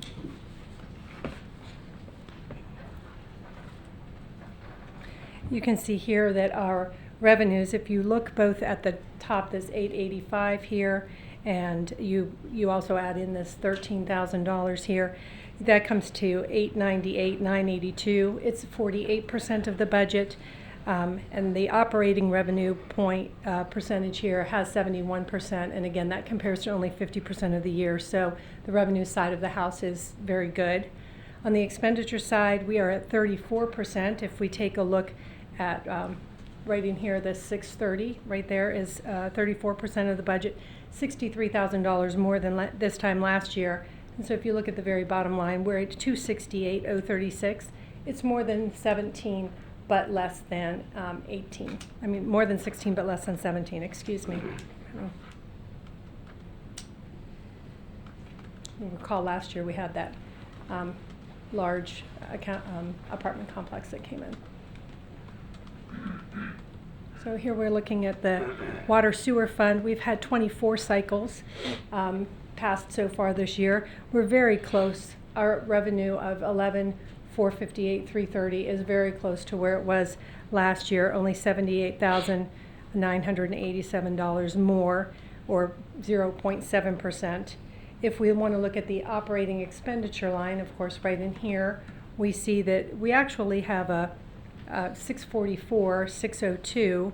That's just $16,000, almost $17,000 more than last year, 42% of the budget, with 50% of the year having passed. And our non-operating down in here, this 180, is an expenditure. So after transfers, if you go to the very bottom line, you see that we have a loss of $437,786 this year, which is a greater loss than at this time last year, more in line with where we were in fiscal 16. It's primarily driven by projects varying throughout the year. So you can see we're close to where our projects were in 16. We were less in 17, and we're right back into that similar spot. So the good news is, if we look here at the operating income line, which I always like to watch, you can see that the operating income is actually increasing over time. However, the profit gets eaten up here by these debt service payments, which are also increasing. So, well-managed fund, and it's doing fine overall. We want to look here at our solid waste fund, and we combine here these operating revenues right up here of $3,206,000 with the non-operating of $16,826. That totals $3,233,000, which is 44% of the budget, and $119,000, almost $120,000 more than at this time last year. If we take a look at our expenditures here, we have this $2,980,000 figure right here. And if we add in the non-operating down here of the $101,229, that brings us to the total of $3,081,000, which is also 42% of our budget and about $47,000 more than last year. So our revenue went up about 120, our expenditures went up about 47, which means that our overall picture here is at 141, which is better than last year, however, less than in 16. And we have our stormwater, my favorites. So you see here the increase in revenue of about $553,000 over last year as a result of the rate change. And so that's about 90% of the budget here, as similar to last year. We have our operating expenses of $742,000, which is about $41,000 more than last year. And our non-operating here, right, this line right in here, of $196,000, primarily, it's this 223 figure. This 26 is interest and belongs up to revenue. This 223 figure, that's less than it was at this time last year, again, as a result of projects. So if we go to the bottom line, we have $2,262,269, which is $828,000 more than last year. It's primarily revenue driven at this time, so 2/3 of that increase is a result of the revenue. The expenditures are more in line. You've already heard about the golf course once this evening, so I'll be quick on this. Here's your balance sheet, as you're familiar with. We've been watching. This is a consolidated picture as opposed to merely the vendor Kemper's performance. I draw your attention here to this operating income figure, which is, of course, positive at this point. It would be more positive. You can see that overall the restaurant is wise to have been rented out because that's a $34,000 overall loss. But the overall picture is good at this point. Bottom line, including the transfers in of $102,000. And of course, it follows. Here's the rounds. The rounds are slightly less than they were at this time last year overall of 1,000. However, the profitability is in line, so they've reduced their expenses in line with their revenue. The report that Kemper provided to you earlier, as well as the YMCA report, follows. I'd be pleased to answer any questions. Questions? Drew? No. Good. Okay. More no questions. Okay. Nailed it. All Thank right. you. Thanks, Tracy. Thank you, Tracy. Mm-hmm. Item 15, Environmental Advisory Board, 1 removal, 2 appointments. Daniel Elwood has failed to attend 3 or more consecutive meetings of the Environmental Advisory Board without contacting the board or the city clerk regarding those absences, and the board has made the recommendation to remove her from the board. May I have a motion to that effect? So moved. Second. We have a motion, we have a second. Chase, you'll still get the vote, even if you didn't get the motion. All in favor, please signify by saying aye. Aye. Any opposed? That creates an opening for a term that needs to be filled. Joe Fazzi has expressed an interest in serving as the unexpired term. We have a motion to nominate. So moved. So moved. We'll give that one, we'll give this him one the to second. Chase. Okay, give me So the you second. got the second? Okay. That'll work. Is Mr. Fazzi here somewhere in the audience? Mr. Fazzi? Joe. Tell us who you are and why you'd like to be hired. Well, first of all, I'll say good evening to Mr. Mayor, Mr. Vice Mayor, Mr. City Manager, Madam City Attorney, and the rest of the City Council. My name is Joe Fazzi. I live 6604 Mansour Lane in the Water's Edge development of Port Orange. I just wanted to say I appreciate your consideration for my application to the Environmental Advisory Board this evening. And I work here in Port Orange, and my family and I have lived here for almost 17 years and really enjoy living in Port Orange. It's a beautiful place to live. And I've served in the community. I've served in the community on various advisory boards. Not boards, but I mean in many different capacities, which I enjoy. And I feel that Port Orange is one of the jewels of Volusia County, and I like to help make as many sound environmental decisions as possible to the City Council. And given the opportunity, I would like to. I look forward to serving on the Environmental Advisory Board. Any questions? Any questions? You know, this means you may have to work with Phil. Okay. You're going to be all right We with haven't that? reappointed him yet, so we'll see. We'll see. But Thanks for stepping up and continuing to serve the community. my pleasure. We appreciate it when when we see people willing to step up and serve when they know the salary is a big fat zero. That's volunteer work at its best. With Motion that, to approve Joe Fazzi to the Environmental Second. Advisory Board. we've already got a nomination. Oh, yeah, we already did that. We did that, so. Yeah. Matter of fact, we gave you credit for it, Chase. So I just wanted to say. Yeah, he had to get it out there So I again. missed the All, first all one. in favor of approving? Aye. Any opposed? You're hired. All right. Thank you. Thanks, Thank Joe. you very much. Appreciate it. See you, Thank man. you. We have Mr. Phil Klima, whose term is expiring, and he is here this evening and would like to be reappointed. May I have a motion to approve the nomination? So moved. Second. We have a motion. We have a second. Phil? How long have you been on this board? 12 years. 12 years. Phil Kalima, 1062 Azale Point Drive. Your Honor and City Council members, I enjoy it.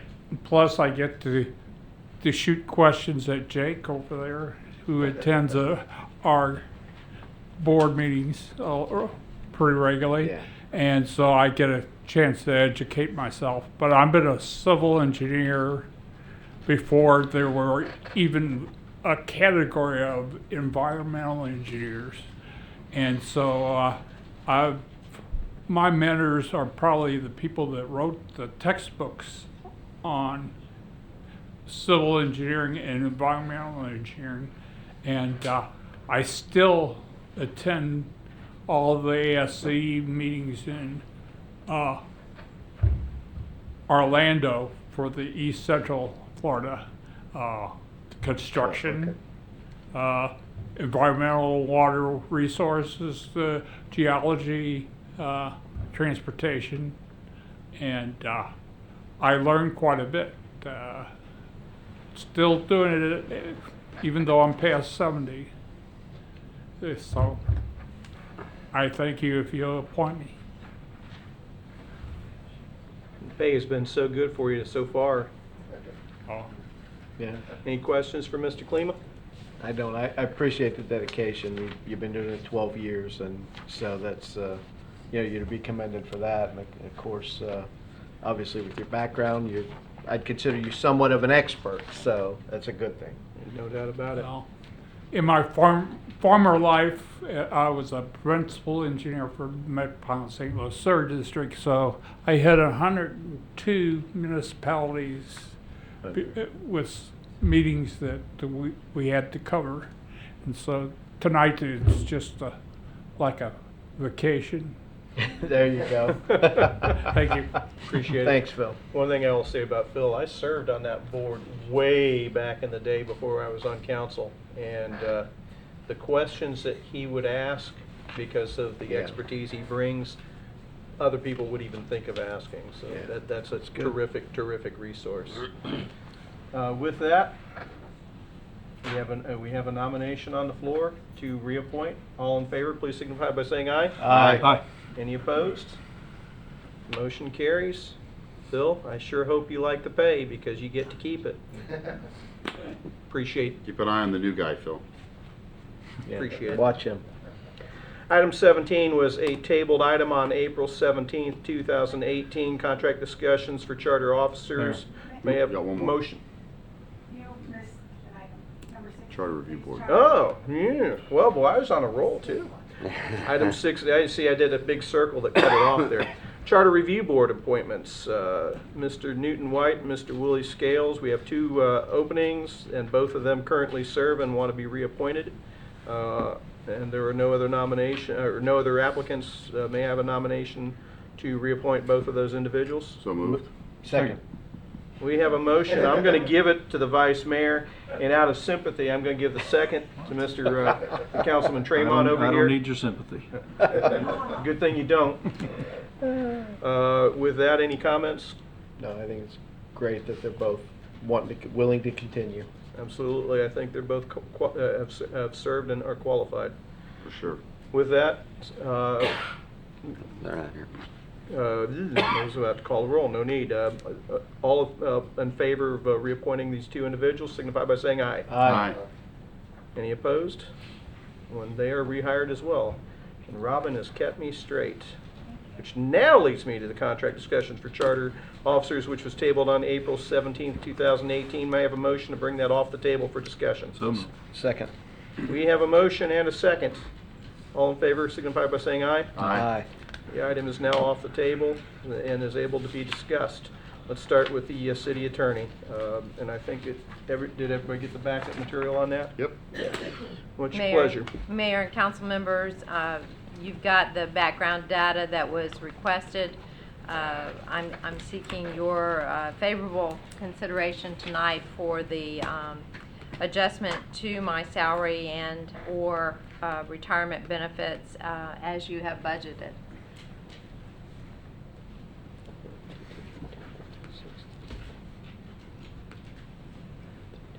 Council, what's your pleasure? Comments? Before we make a motion on this, I think that we should probably discuss it because I think that would lead up to our lead to a solid motion. Chase, you want to start? Yeah, let me get this. To my understanding, we've had a 3.4, is that the correct number, increase yearly? That's been... No. No, it's varied over the years. If you'll, I'll just give me a moment and I'll open that up. Yeah. Margaret's contract is different from Jake's, and it's something that predates.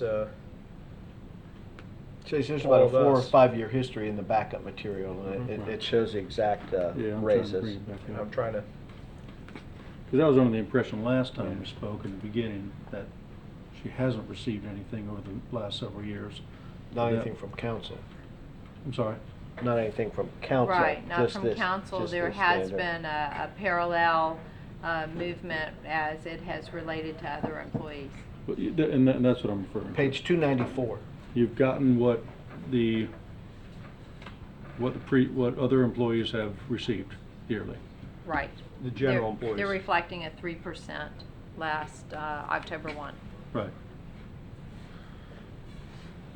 So we're not in a situation where we haven't been keeping up. These are 2 different conversations. That's why I want to have them separate. Yeah. Oh no, I'm speaking. in Margaret, terms can of you? Yeah. Go ahead, Chase. Still Margaret, going. can you give me some kind of insight as to what you mentioned, either salary and or maybe part salary, part retirement benefit? Yes. What options do we have there, and are there caps to that? And are you just give me some feedback on that if you would. What you have the opportunity to do, and you can carve it as you see fit. I'm requesting a salary adjustment to reflect the market changes, and particularly as the position has lagged behind as the market, and as you see here, it has changed significantly over the years. I know council has reflected on what is appropriate by looking at these numbers previously.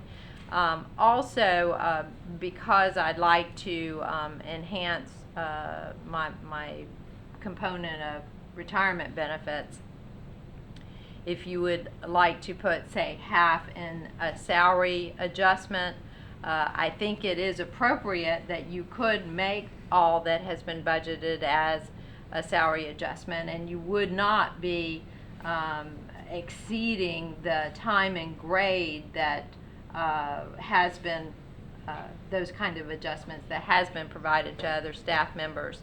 So I'd like you to recognize my performance has been ranked by you last year as better than average. I'm going to put it as an 80% mark. So I'd like to remain competitive. Now, if you don't want to do the whole thing, if you want to put, say, half into a defined a 457 contribution, then that is possible. There are limits, but what I'm proposing will not come close to those limits. And what's the budgeted amount that's available? You have right now? a total of $10,000 budgeted. That's in addition to the 3% that Correct. came this year Correct. already. That's correct. Drew, what are your thoughts? Well, this one is kind of tough. Not that, she's not a capable attorney. She's been here a long time, and obviously, if you look at the 3 surrounding cities, she's on the low end. At 126 and some change versus New Smyrna at 125, and that's a new attorney, and Ormond's at 140, and Daytona's at 191 and change. But I look at last year, the base wage adjustment for the average employee was 3.64%, and that's where my comfort level sits on the wage adjustment. Now, the rest of it, if it doesn't exceed her thing, we could put towards her retirement account or whatever, because, she's... As a one-time contribution? Yeah, however that would work, to work that out, but for me, my comfort level would be at the average wage, so I don't know where the 3.6% sits in relation to the 10,000, but then we have some flexibility to move the other money towards her ICMA account. Are you talking 3.6 on top of the 3% that was already given this year, or are you talking a total of 3.6? I want to be specific. No, the 3.6. You're talking about an additional for the remainder, the 3.6 now, and then I don't know how much of that would be eaten up by the budget, but that's where that's what my thoughts are. But let's hear everything and then see what we come up with. Those numbers, just estimating in my head, would be roughly 4,000 in salary and 6,000 in contribution. We can just to let you know what you're talking about there. Okay.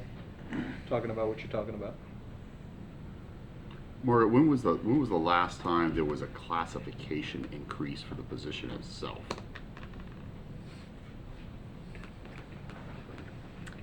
Well, the increase was not made after your citywide review, and that was in 2014, I believe. To my knowledge, there has been no adjustment. When I was hired, the range was, the top of the range, I can tell you, was at 80,000. Mhm. So there had to have been a change. I just can't tell you exactly when that was. Although I have not checked that range to verify, you know, what that adjustment. It may have been adjusted in 2014. I just have to go back and check those numbers, whether the range was modified in 14. I'm looking across the room. In regards to the classification, not the... In regards okay. to the classification, I can get that information. I believe it was adjusted in 14. Okay. Please. I think there's a certain logic to making sure that we pay market competitive wages to some degree, because it impacts not just this position but other positions. But also, and this is just me thinking out loud, everybody looks at that from, you know, okay, you know, this is what the market looks at. I guarantee you the people at the top of the wage aren't necessarily, and they probably should, saying, oh, we're overpaying our attorney, maybe we should reduce it. So in some ways, and this is not evaluating Margaret, just evaluating the situation, whatever we do, we're feeding the beast. So let's keep that in mind as well. Jamie Miller, Administrative Services Director. Just wanted to clarify, for in 2014 when we completed the wage study, all of the ranges in general were moved up. What happened was Margaret would have been within that range that she was moved up in. So when you saw the ranges moved up for some of the other employees, we did a calculation based off of their time and grade for how long they had been there based on the new minimum in order to try to separate for some compression. What Margaret did not have was that calculation performed. So while she received the base wage, the ranges were adjusted, but it did not affect Margaret's compensation at that time. Okay. Scott, what do you think we should do? Well, one thing I think we should keep in mind is, and that I've always kind of felt this about the city, is that for many, many years, we approached wages with a one-size-fits-all across the board.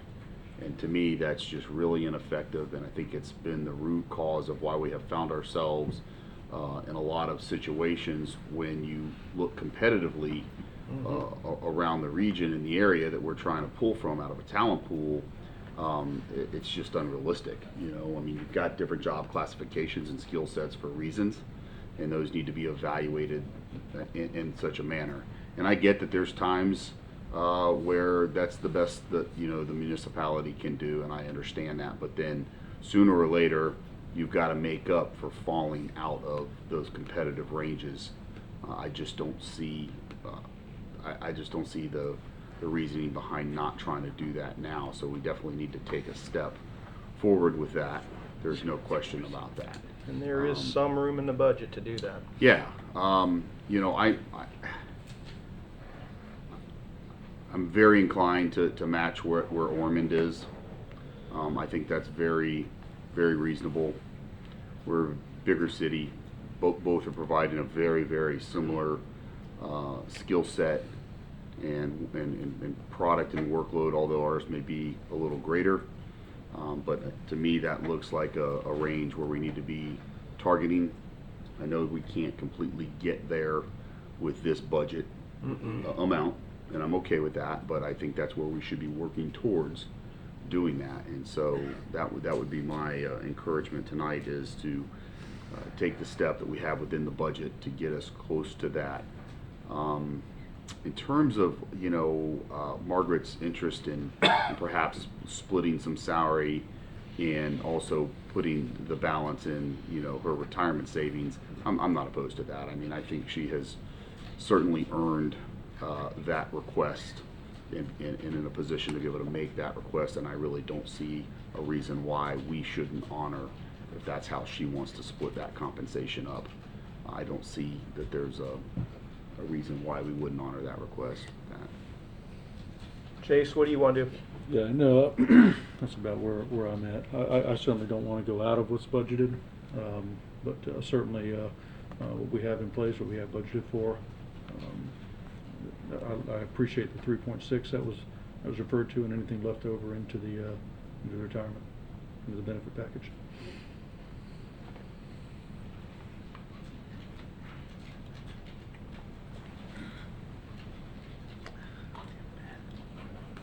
You're gonna make me do the actual math and see if I was right. So we got 126,630. So you're talking about $4,500. 4609.33 Mm-hmm. for the 3.64, and then the difference would go the other.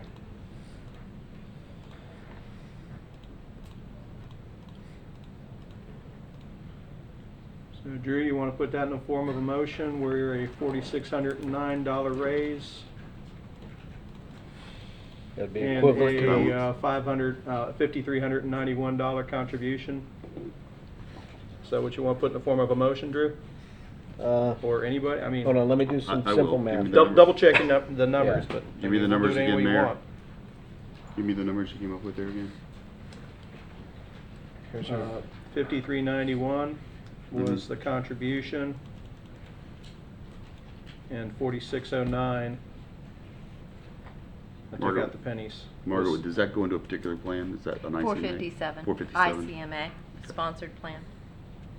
Mayor, I make a motion to increase the salary by $4,609 and make an additional contribution into the city attorney's ICMA fund in the amount of $5,391.67.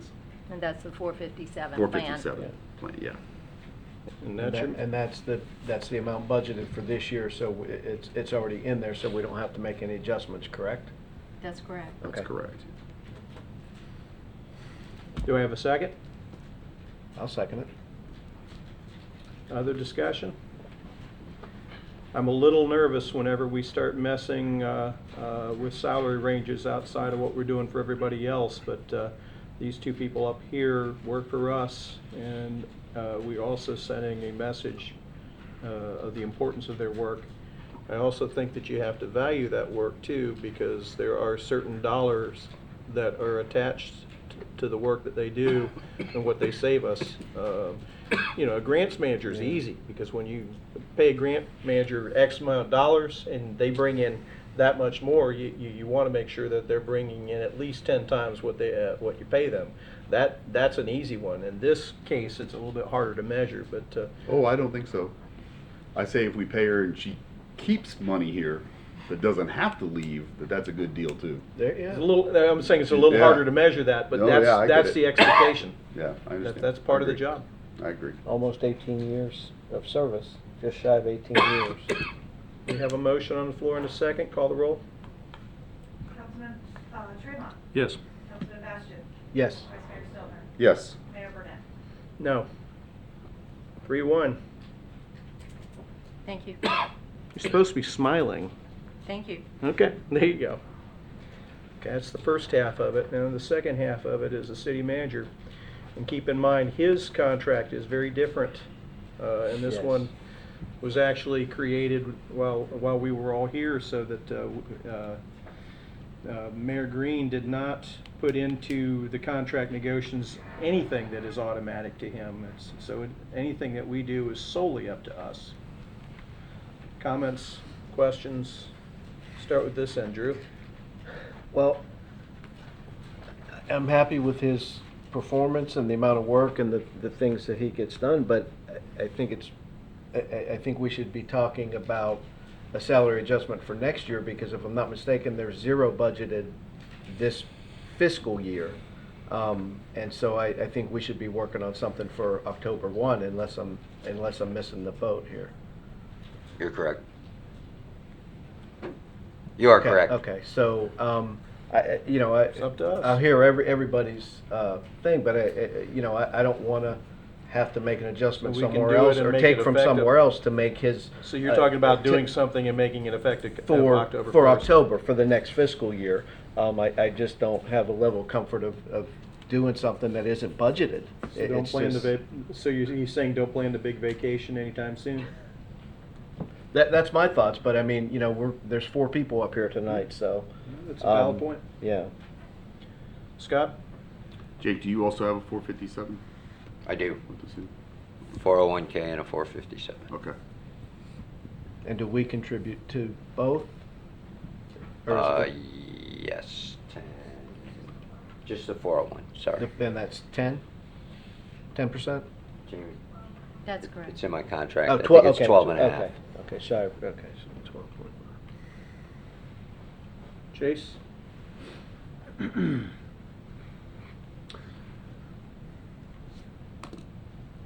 It's a tough one, you know, I mean, I appreciate Drew's point, but it's not budgeted. I don't like going outside of the budget for anything. At the same time, there's a message that's sent, you know, who want to reward those that do a good job. And I think we have a solid city manager. I think we have a solid managerial staff. I'd like to send a message that we appreciate.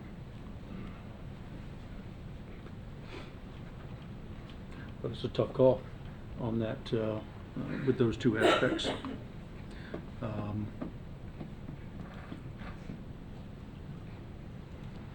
I'm probably more inclined to prepare for the next budget. But I'd like to continue dialogue on that. Okay. Jamie, you got a minute?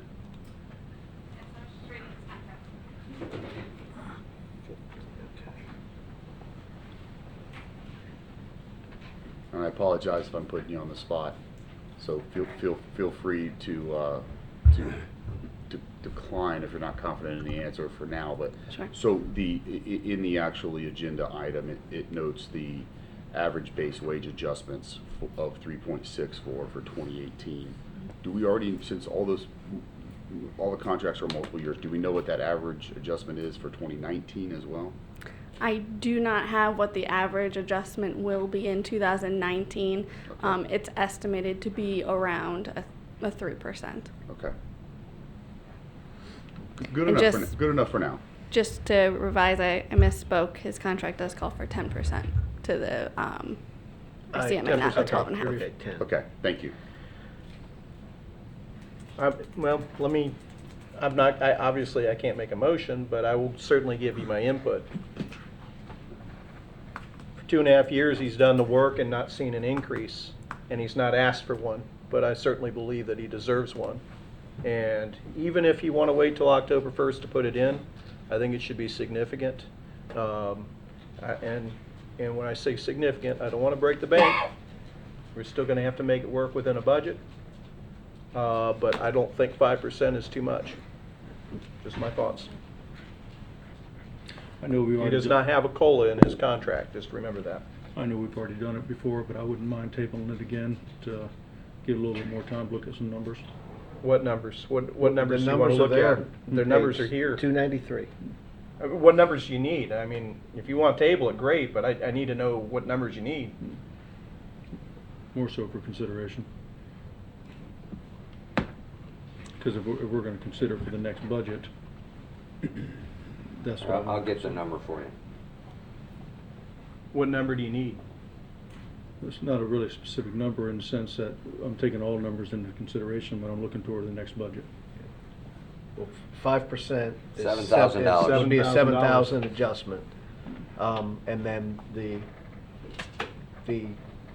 increase in contribution would remain at 10%. So that also would go up slightly because his salary would be higher. It'd be $700 more a year. Or, I'm sorry. 140, yeah, it'd be, yeah, $700 more than it was. I'm ready to make a motion when you're ready to take. I'll take a motion. Okay, so Mayor, I'd like to make a motion for Jamie to provide us with that average base wage adjustment inclusive of 2019 added to the 3.64 for this fiscal year, and that rate of increase would commence on October 1, 2018 with the new budget year. follow what I'm saying? So the average rate of increase for 2018 was 3.64. We know there's one that's already planned that can be calculated for 2019's fiscal year. Roughly 3%. Right, Yeah. roughly 3. So I'd like to have that number, Jamie, and then that's where I'm leaning to move forward with that. So you're talking, this roughly, So basically, everything would start October 1 into that new fiscal year, but it would include that average rate increase as well as what the average rate is for 2019 combined. instead of figuring out whether that's 6.58 or 6.64, why don't you just come up with a number 6.5 and then be done? I mean, it's up to you. I mean, you're making the motion. Is that your Yeah. motion? What you're basically, to recap, you're talking about the average rate of increase this year was 3.64. Whatever the average rate is for which we can calculate for 2019, which we believe is to be roughly 3%, whatever that number is, to be effective October 1st. That would be, and I'll even add not to exceed 7% total. Not to exceed 7% total. So to recap, that's your motion. That's my motion. Okay. Got that, Robin? I think so. Jamie, do you have that? Okay. Do we have a second? I'll second. You got a second? Any other discussion? Call the roll. I would. Input. Just one small comment for both of us. You've already voted for the city attorney. But I think I mentioned it, at least to Councilman Bastian, but I think to everybody before. Here's an opportunity for this city to do something that's almost impossible to do in government, and that's pay somebody what the governing body thinks they are worth. So no matter what that number is, and I heard it, you got to look at that, add it to $140,000, and make sure that is what I'm worth. And I've told the mayor before, if I'm worth less than 140, in your all opinion, that needs to be taken care of for. This is a rare opportunity to pay for performance in government. And oh, by the way, Mayor Green and I had this conversation, which is why I don't just get an automatic 3% raise, because I felt it necessary that you all take a good look at my performance and go, well, he's already getting 3%. I don't even know why. This is an opportunity. You all have a motion in a second, but I just wanted that out there, that it's definitely, for me, performance. Don't give me money because of cost of living allowance. Give it to me because I deserve it, or not because I don't. So those are my thoughts. It's a great opportunity. So I hope we can take advantage of it. With that, Thank call the you. roll. Councilman Tremont. Yes. Councilman Bastian. Yes. Vice Mayor Stiltner. Yes. Mayor Burnett. Yes. And Jake, to be honest with you, I can't pay you what you're worth because I cannot afford to pay you what Jim Chisholm makes. I can find it in the budget for you. No, I We voted too late. No, Talk to you next year. Is Jim the 223? Yeah, 222. Oh, yeah. He stays up later than I do. With that, we're going to take an 8-minute recess and we will be back. Hey Siri, set timer for 8 minutes.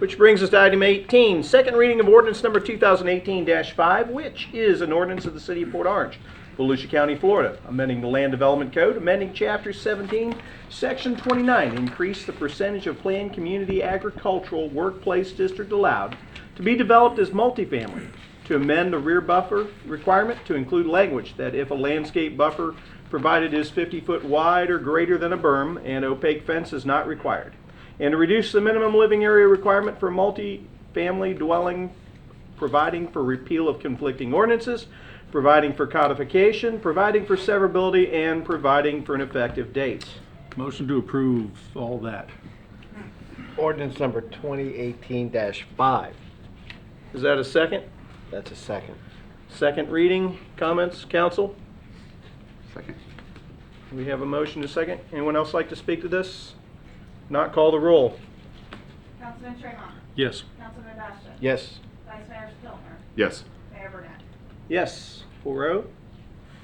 Item 19 is second reading of ordinance number 2018-6, which is an LDC text amendment, Chapter 17, Section 1.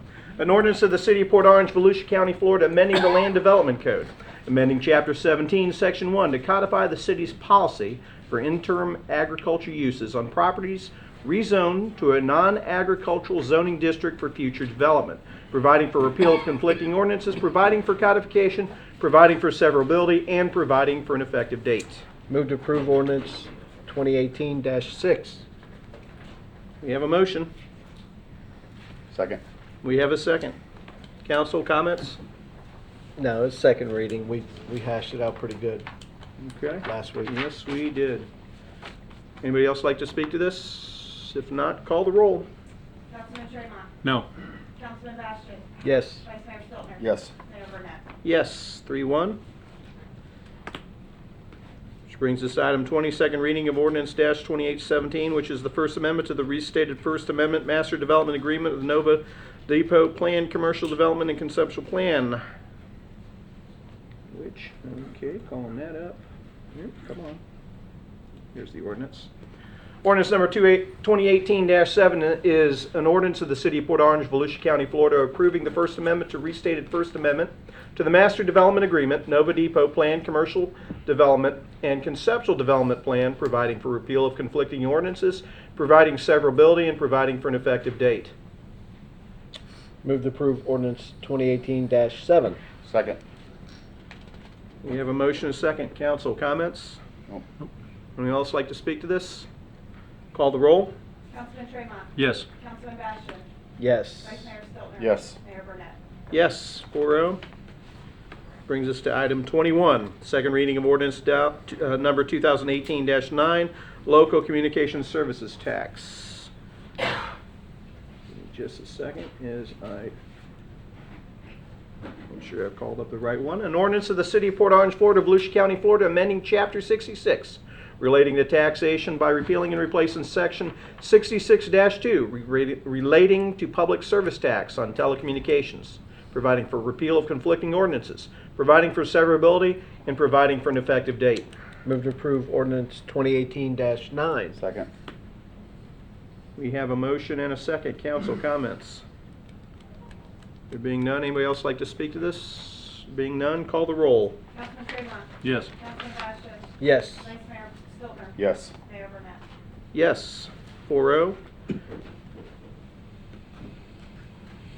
Which brings us to item 22, first reading of ordinance 2018-10 on Anglers Cove, an ordinance of the City of Port Orange, Volusia County, Florida, relating to comprehensive planning, amending the future land use map of the comprehensive plan, amending the future land use designation for plus or minus 1.3 acres from urban high-density residential, which is 8 to 16 units per acre, to suburban residential to only 2 to 4 units per acre, providing for conflicting ordinances, severability, and an effective date. Move to approve ordinance 2018-10. Second. We have a motion and a second. You're on. Let's see. Penelope Cruz, planner. Mr. Mayor and Council, if it is your pleasure, I'd like to ask that you also open item 23. They're both related to the same property, and that way we can fully discuss and condense the presentation. As they are interrelated. So moved. Council, do you have a problem with that? No, I think it's appropriate. Second. With Yeah. that, I need to read first reading of ordinance number 2018-11, so that we have that on record. An ordinance of the City of Port Orange, Volusia County, Florida, rezoning property consisting of approximately plus or minus 1.3 acres located at 3626 South Peninsula Drive, south of the Admiralty Club condominium, from R-3H multifamily residential to PUD plan unit development, and improving a master development agreement and conceptual development plan for the Anglers Cove PUD, providing for conflicting ordinances, providing for severability, and providing for an effective date. Move to approve ordinance 2018-11. Second. We have a motion and a second. Both items are on the floor. Take it away. Thank you. The subject property, as you heard, is at 3626 South Peninsula Drive, south of the Admiralty Club. The applications under consideration tonight are the future land use amendment and a proposed PUD rezoning, which would reduce the allowable density on the subject property from 21 multifamily units down to 5 single-family units. Oops, wrong way. The requested future land use amendment is going from the urban high density category, which allows up to 16 units per acre, to the suburban residential 4 units per acre category, again reducing from 21 units to 5, which also then results in the reduced impact to public infrastructure and services. The proposed future land use amendment has been reviewed and is consistent with a comprehensive plan, and I'd like to note that it also reduces the allowable density in the coastal high hazard area of the city of Port Orange.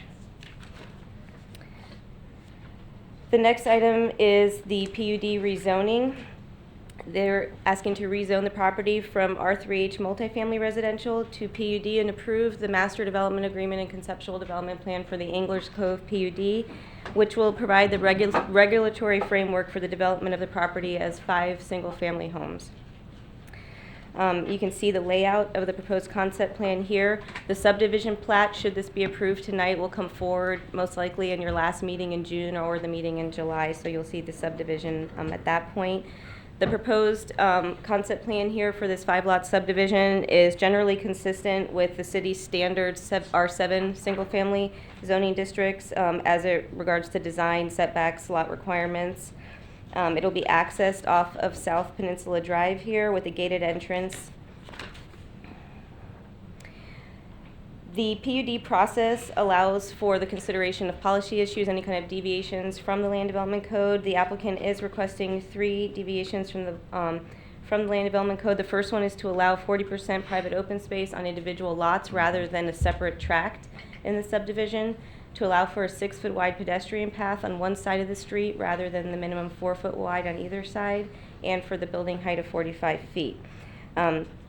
Basically, because this is a smaller subdivision rather than a large subdivision such as Water's Edge, where you can create these larger tracts of common open space, the applicant has asked for the open space to be handled similar to what we would do with a conventional zoning subdivision, where that open space is provided on the individual lots for the enjoyment of the individual property owner. They are meeting the common open space requirement for PUDs, the 20% common open space, and you can see they've done that here with the private roadway as well as the dock facilities here in the sidewalk. The second one is regarding the sidewalk. They are proposing to have a private street here with a 6-foot wide pedestrian path along this southern edge versus 4 feet on either side.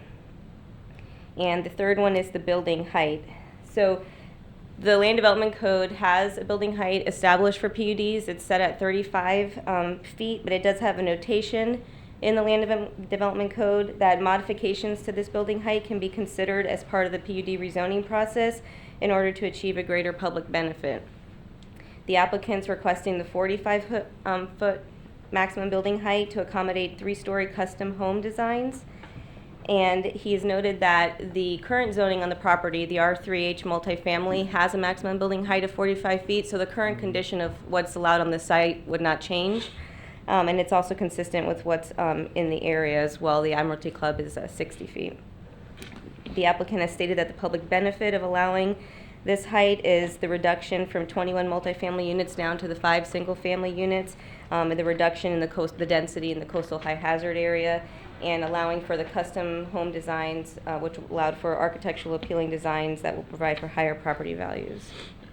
Penelope, before you go, Mhm. I don't want to forget this question, but I don't have a problem with the building height. Mhm. Matter of fact, I like that idea of going up as opposed to out. But what's the purpose of? I'm always leery about not seeing a sidewalk on both sides, because eventually we put one in there anyway.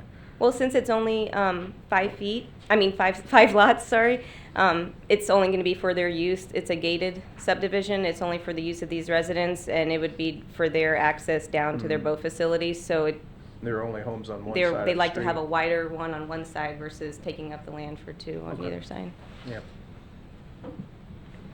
Okay. So there's no public access, it's all private? Yeah, it's private street, Conceptually, gated. yeah, Mhm, yeah. right. So with that, staff is recommending approval of both of the items that are under consideration tonight. I know the applicant is here if you have any questions for him, and I'm also here to answer any questions you may have. After a long layoff, you're here 2 meetings in a row, laying it on us thick. First of all, questions for Penelope? No. You guys want to hear from the developer? Yes. Sure. Then let's hear from the developer.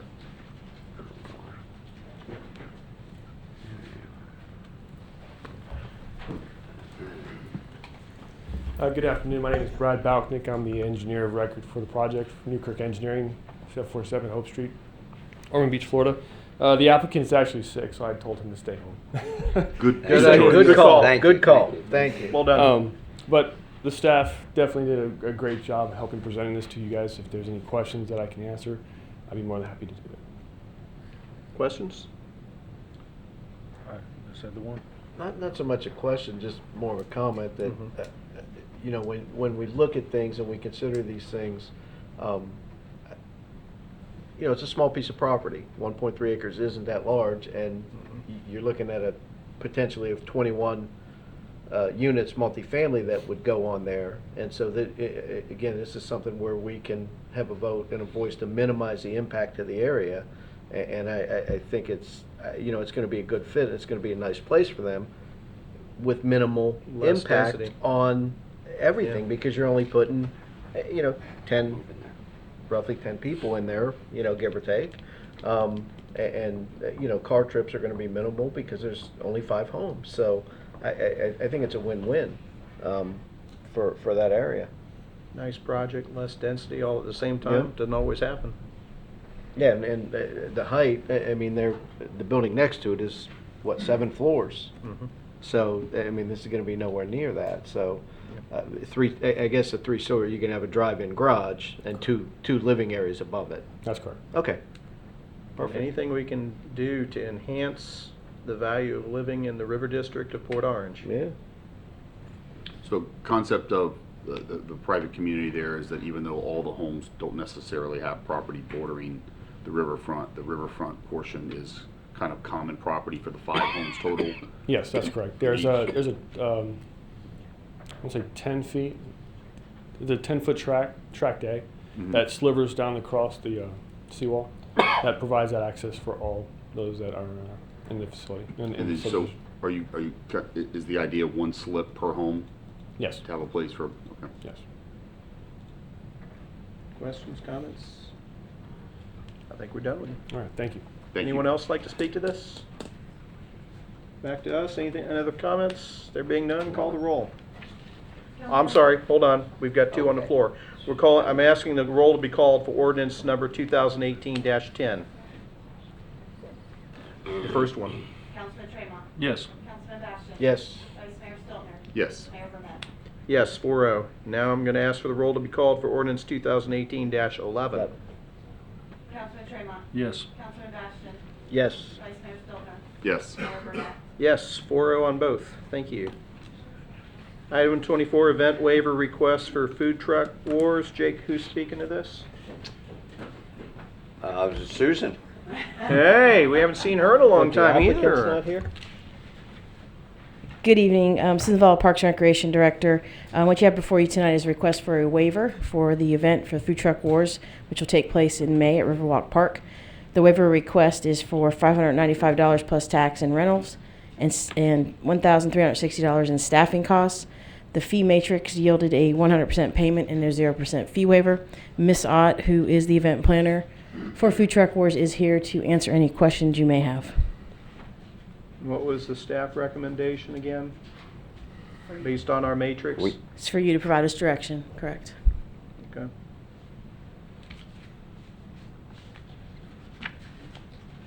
First of all, any questions for Ms. Lavallo? I do not. Okay, why don't we have our applicant come up and speak?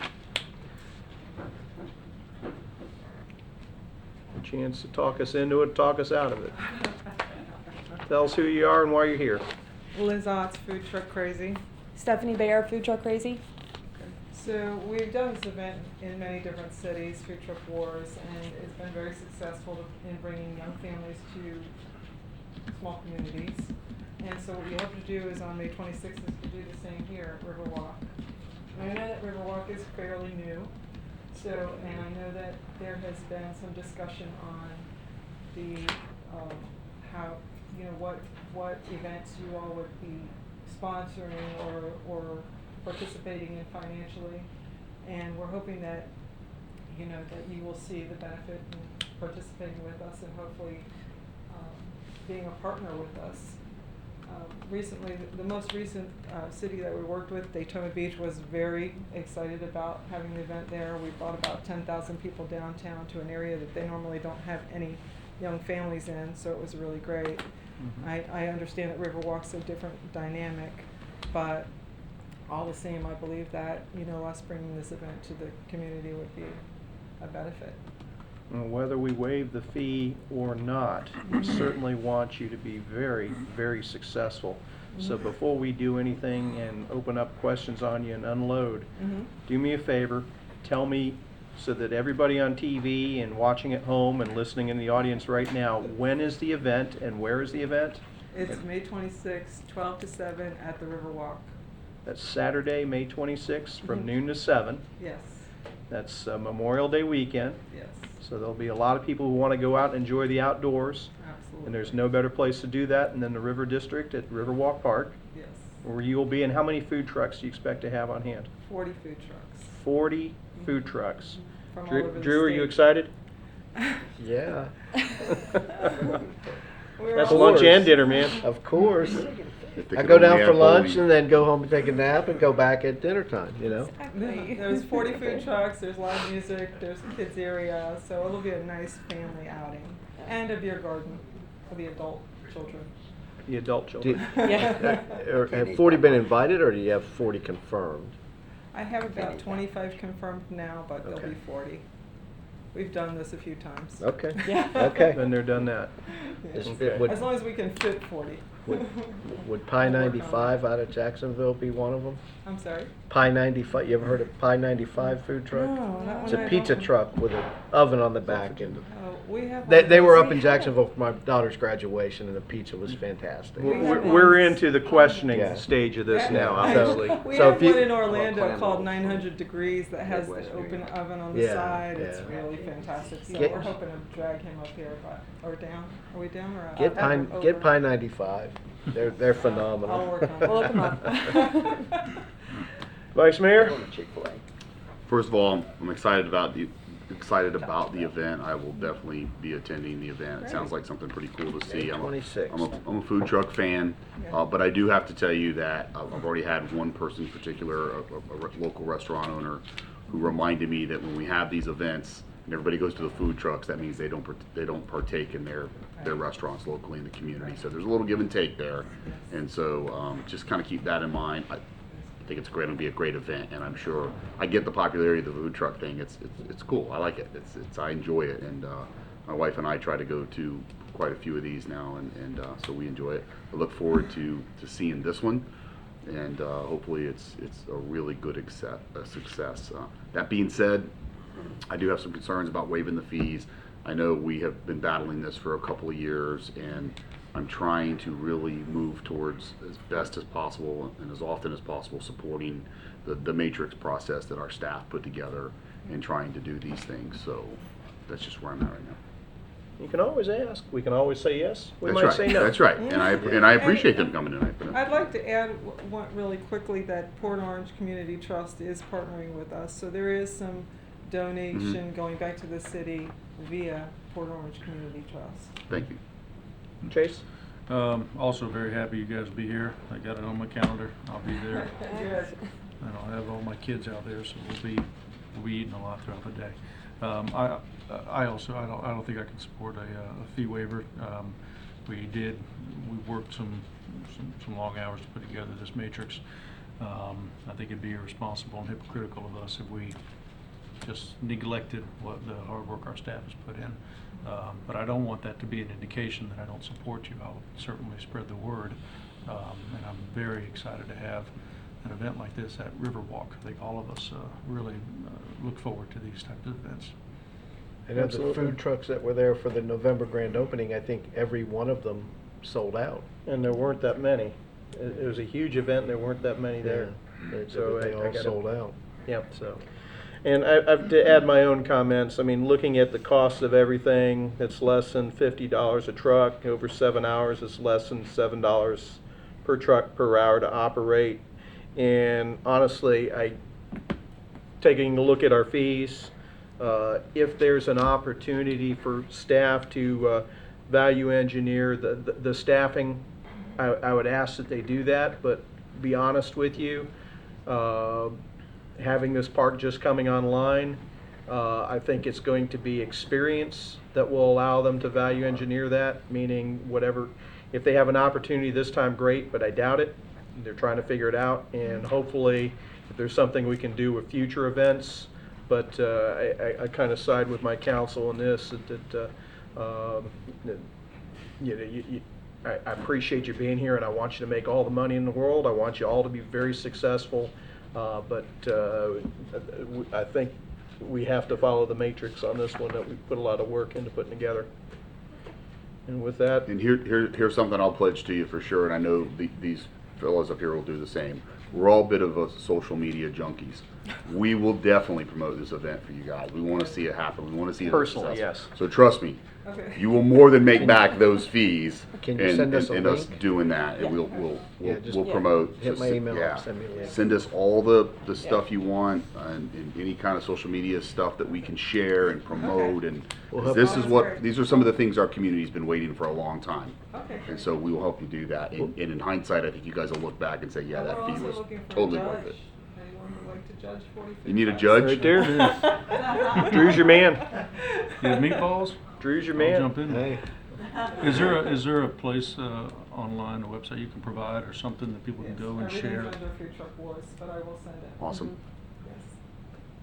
I appreciate your time. Thank you. Thank Thank you, you very ladies. much. Thank you.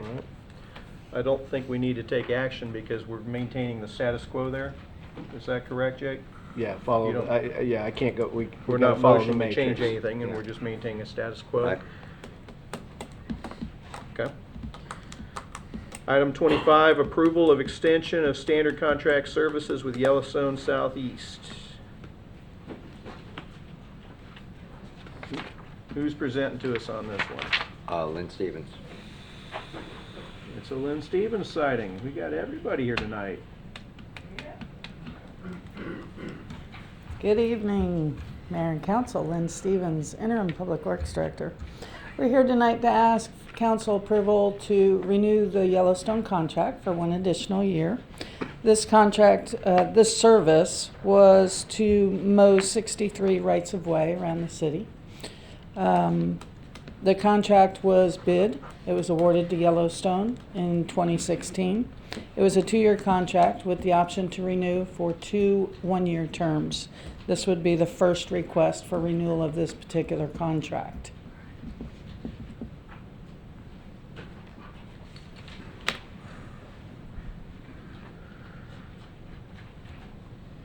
I've got loads of questions, but hang on. Let's start at the end. Drew? Well, you heard me mention earlier, I know, are they the one who have the maintenance contract on Ridgewood now? The portion of Ridgewood that you were talking about, I did some emails after the comments. Okay. And that is the portion that the contractor finished with that maintenance area, it's my understanding. Okay. So I have staff checking that out tomorrow, and we will get in contact with that that's other contractor that has that maintenance Okay. in the interim. Because I know, like I said, that we have that issue, and then there are some other Yeah, things, next. and we're taking on some more work. So, and you framed it up before, they're actually, we increased some of the monies being paid because of the additional work. We are not on this request. Oh, We're okay, not that was adding the- any that was- additional work. Okay. It's the same contract that they've had. We are just asking to renew the existing contract for one more year. Okay. Chase?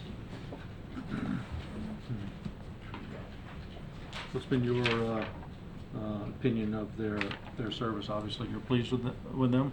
Continue on? You know, in last year, the public works director, previous public works director, hired a dedicated inspector. And that inspector has been inspecting the work of all mowing crews in all areas that are mowed. And she has kept very meticulous inspection reports for the Yellowstone contract. And she meets with them quite regularly to discuss any deficiencies and make sure that they're abiding by the contract. I think when it comes to mowing in the state of Florida, it's always a challenge. And I think she's done an excellent job interpreting, reviewing that contract, and keeping them on task. That was about as diplomatic a way of saying, Okay. yeah, sometimes there are issues and we need to hold their feet to the fire. And I think it's that way with any contractor. But I think our staff has done an excellent job holding them to task. And as Christine learns more about the contracts and learns more about the expectations of the contractor, I think she is doing an excellent job keeping up with it. okay. Mayor, if you recall, we had the same issue with our solid waste management company and used McNeil's to kind of start tracking that. It's going smoother with them as well. So those are kind of our two people that look over those gigantic, probably the two biggest contracts in public works right now. One question on the driving down the medians on Dunlop, and I actually think they look fine. On the edging portion, is that? And I'm not a lawn guy, so is there typical to spray the Roundup or whatever it is on the weeds or on the edges? I just found that a little odd. I think the contract is Some just of it was out of line too. I'd love to have talked to the person that did that. Yeah. We'll certainly take a closer look at that and look at that contract a little bit closer. All of the mowing contracts have a little bit of ambiguity. That is one of the reasons why the facilities currently, the contract for facility mowing has expired, and we're out for bid for that one. In the interim, city staff is taking care of the facility mowing between Public Works and the Parks Department. We've absorbed those tasks for the interim while we look at what is that manpower, what would that cost be, and do a comparison of that. That contract for the facilities probably had a lot of ambiguity in it. And so I'm not going to say Yellowstone's contract does not have some ambiguity, but I think some of those areas could be clearer, like that you're talking about with the edging. Is that customary, that instead of just straight edging it? I've never seen anyone do that with their lawn, or their sidewalks, why they do that on the main drag of the city. I'd have to go back and look at the contract. I can't give you that answer right now, but I can tell you I'll go back and take a look at that. Just seems odd that they'd even need that written in there. But if that's what we have to do, then. We will certainly take a look at that. You got to be very specific when you're coming up with these specifications, and you leave a little latitude for interpretation. And so be it, You you know. get what you get. Scott, go. Chase, to your comment, I would argue that, or I would offer you that I think you're right. I think there are certain things that shouldn't even have to be in a contract that I think are givens when you look at professional landscape maintenance. And the fact that we're paying nearly $1 million a year now in the city for basic landscape maintenance services, and that they are falling short of our expectations, and that I feel like we're moving more towards the center of lowering our expectations when what we decided to do 2015, I think it was, Don, is that right? We significantly increased what we were willing to spend to get higher levels of expectations. That's just not happening. It's not panning out, in my opinion. I've got a lot of concerns. I've been talking and communicating with Jake for quite a while now. I really feel strongly that we really need to look to bring this back in-house for a lot of reasons. Number one, I think we're paying entirely too much money for the product and the performance that we're getting. I think that there's an opportunity to not only save dollars, but improve upon the supervision and the response when there are concerns and issues like Lynn's talking about. You know, with these contracts, you know, when her staff member goes out and does an inspection and notes problems, it's not getting fixed that day, and it may not even get fixed that next week. It may be the next time, as opposed to, you know, when someone with Lynn's abilities to manage crews, you know, she's good on her feet and can make those directions happen a lot quicker and have more control over the heightened, you know, end result of a better quality. I have no reservations that would be the case, bringing it in-house, honestly. Certainly bringing it in-house requires some work, some staff work, some planning, some more research and numbers, and I definitely concede that to Jake and his staff that you know, there's some stuff to do there, but the numbers that I've looked at and the data that has been provided to me from staff suggests it's definitely worth taking that walk further to look at that. I also think that it's an opportunity, if we do decide to bring it in-house, to yield greater total number of manpower hours serving our city. Many times what I see, Yellowstone and particularly when they're servicing Dunlawton, they've only got 5 or 6 folks out there servicing something that in the past other contractors have used 10 to 12.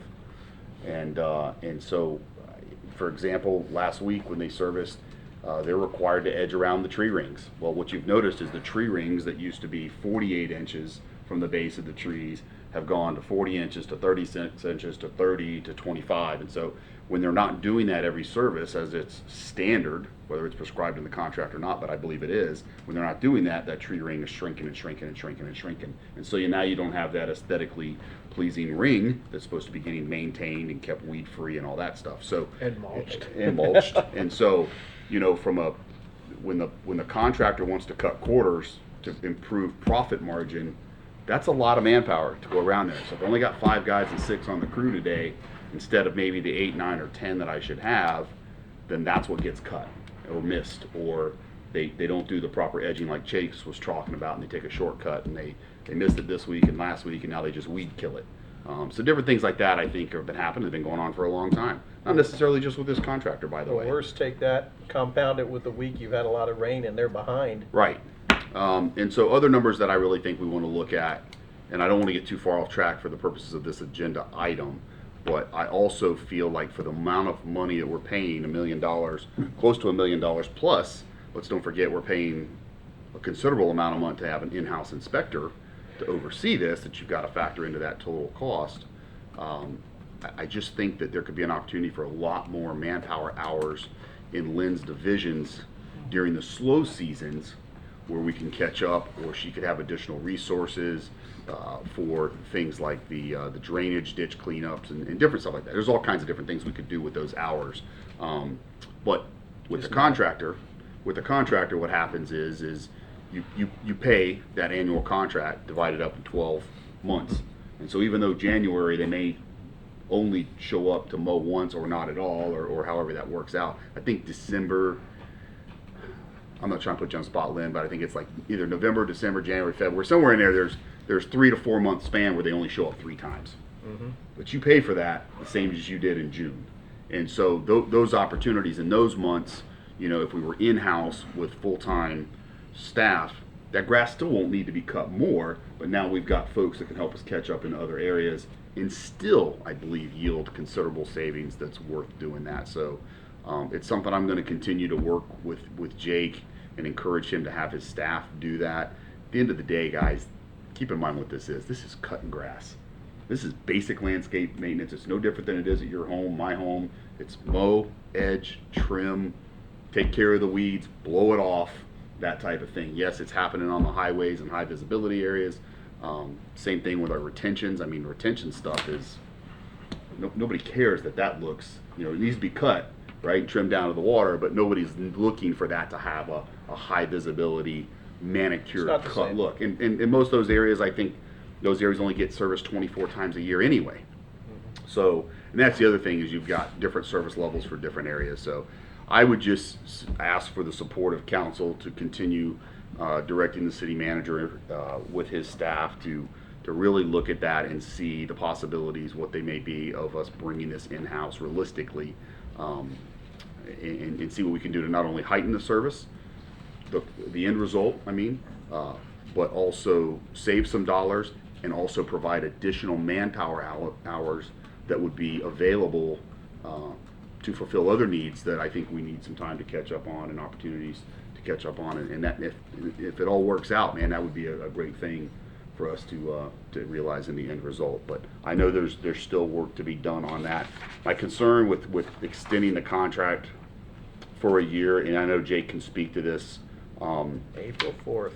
is if we decide to bring something back in-house, I'm really not interested in doing it at the beginning of spring and summer.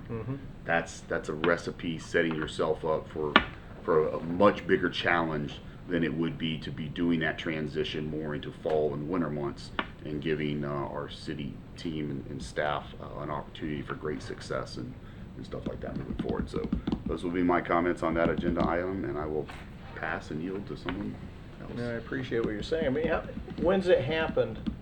Every third year or so, you have that warmer, wetter December, and you've only got a one cut out there, and there's nothing you can do about it. Right.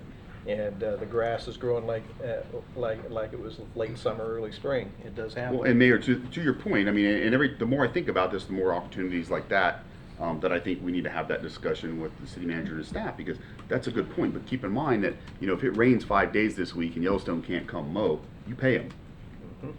We're city staff. There's still things we can reallocate that manpower to go take care of and do things that need to be caught up and stuff like that. So those are just some ideas. There's definitely more work and numbers that need to be crunched. And I've also and we talked about a little bit, what happens after a hurricane. You're not cutting grass, but boy, there's all sorts of needs for manpower and public works that you could retask for. Right. The one thing, and I was thinking about the timing as well, the April 4th, are we contractually stuck in a one-year renewal? And if we are, can we use the termination for convenience of the city clause to get out of that sooner, if we had to? I believe we can. Here's another factor that I think would be a stronger legal position, and that might be extend for 6 months with the option to add an additional 6 months. That way it puts you at the right time of the year. I'm not sure that answered your question, but I don't know if the contract will allow that, will it? If we just say... So, and Lynn and I had talked about this. I really, there are a lot of unknowns out there I wish I knew right now that would make this decision easier. We have the ability, I know, to extend for 1 year, which will put us into April, and then we can extend for 6 months. Why we can't do it now and then go for a year if we're not ready, I'm not sure I know yet. Lynn, do you happen to know whether we can? Currently we're out for bid right now for the 41 facilities. And while we're out for bid for those 41 facilities, we're doing exactly what you talked about. We're evaluating how many man hours would that take? What does that look like? What equipment would we be required to purchase? What does that look like? And it would be my plan to be able to present that to council when we bring you those bid results to make that informed decision, to look at those different options. We have 3 separate contracts for mowing. This is one of those 3. The one that we're talking about here tonight, asking for the 1-year renewal. I would propose that we look at doing, if we want to do in-house mowing, we do it as a phased approach and look at bringing these contracts under our belt one at a time, so it's a more seamless transition, if you will, and allows us to gear up and make sure we have sufficient manpower, make sure we have sufficient equipment, and we get all of that in place as we bring more mowing in-house, if that's the direction of council. 6 months brings us to October 4th. We don't have a motion on the floor. If I may, please. again, I have 40, there are 2 contracts that expired in April. Okay. This is one of those 2. The other one is out for bid. The other one is the one that we're evaluating in-house and will be bringing back to council in the next couple of months after we do that evaluation. And so that is why I'm asking council to approve this 1 year, which gives me a little bit of time to bring the 41 facilities and do that evaluation, bring it back to you. If you want me to do it in-house, it gives us time to do that, to buy the equipment in the fiscal year, because I don't have the equipment to do this starting tomorrow. Okay. Or the manpower. Any other comments or questions? Drew, you have? No, I mean, the questions I had, she's already spoken to and covered. Lynn, this particular part, does this have anything to do with, this particular extension doesn't have anything to do with Dunlawton, right? Yes, it does. It does. Mm-hmm. It is Dunlawton. And so how does Dunlawton with the renovation play into this? Well, Is that we set have to not start gone out for when? bid for that yet. Okay. So it is not expected that the bids would be done, the construction would be completed, and it be turned over to this contract in this 1 year. Really? So, yeah, that's my understanding from community development, that we're working on the specifications. I don't think we're out for bid yet. We're getting close to going out for bid, but by the time they do the bidding services, by the time they do construction, bring it under, complete it, there's usually a portion of time where the contractor does the mowing and maintenance after the completion of construction. Right, but they're gonna, the first part of that project when it initiates is tear it all up, right? Yeah. So what are they mowing? Well, then we'll not be paying for that adjust. portion. We'll It'll be adjust the current deducted. contract to Yeah. reflect what they will not mow because we tore it up. Gotcha. And we have the ability to do that. Mm-hmm. Okay. I'll be very interested in the numbers, because obviously at the end of the day, the numbers aren't going to lie. Does it cost more to send out? It costs more to do it in-house. Well, I'm a so, little- so the numbers might lie. There's a lot in second and third order effects that you're toying with 2 words here, efficient and effective. It just depends on what you want. I can make government pretty stinking cheap, but you might not get what you want. Yeah. So And I keep get that in mind. And I'm not looking to just to lowball it and get Sure. something cheap. And we're talking about cutting grass here. That's it. I'd hate to bring something in-house and pay a lot more for such a simple job. I think the problem here is case management, and I think I'd be more interested in seeing in the next year how you and your staff are holding them accountable, and the specificity of the contract, spelling out, not giving them the latitude that they've been using. But at the end of the day, if we're having this conversation again next year, then it's they're kind of forcing my hand. We'll be having a conversation in about 6 or 8 weeks when the bids come back for the 41 facilities. And we have had time, since we are mowing those facilities currently, we'll have a very good understanding of the requirement for manpower, Okay. the requirement for additional equipment and what that's going to look like, and maybe be able to get it into that budget cycle so that October 1 we can purchase, we can gear up. Because right now the folks that are doing that are not doing the regular job.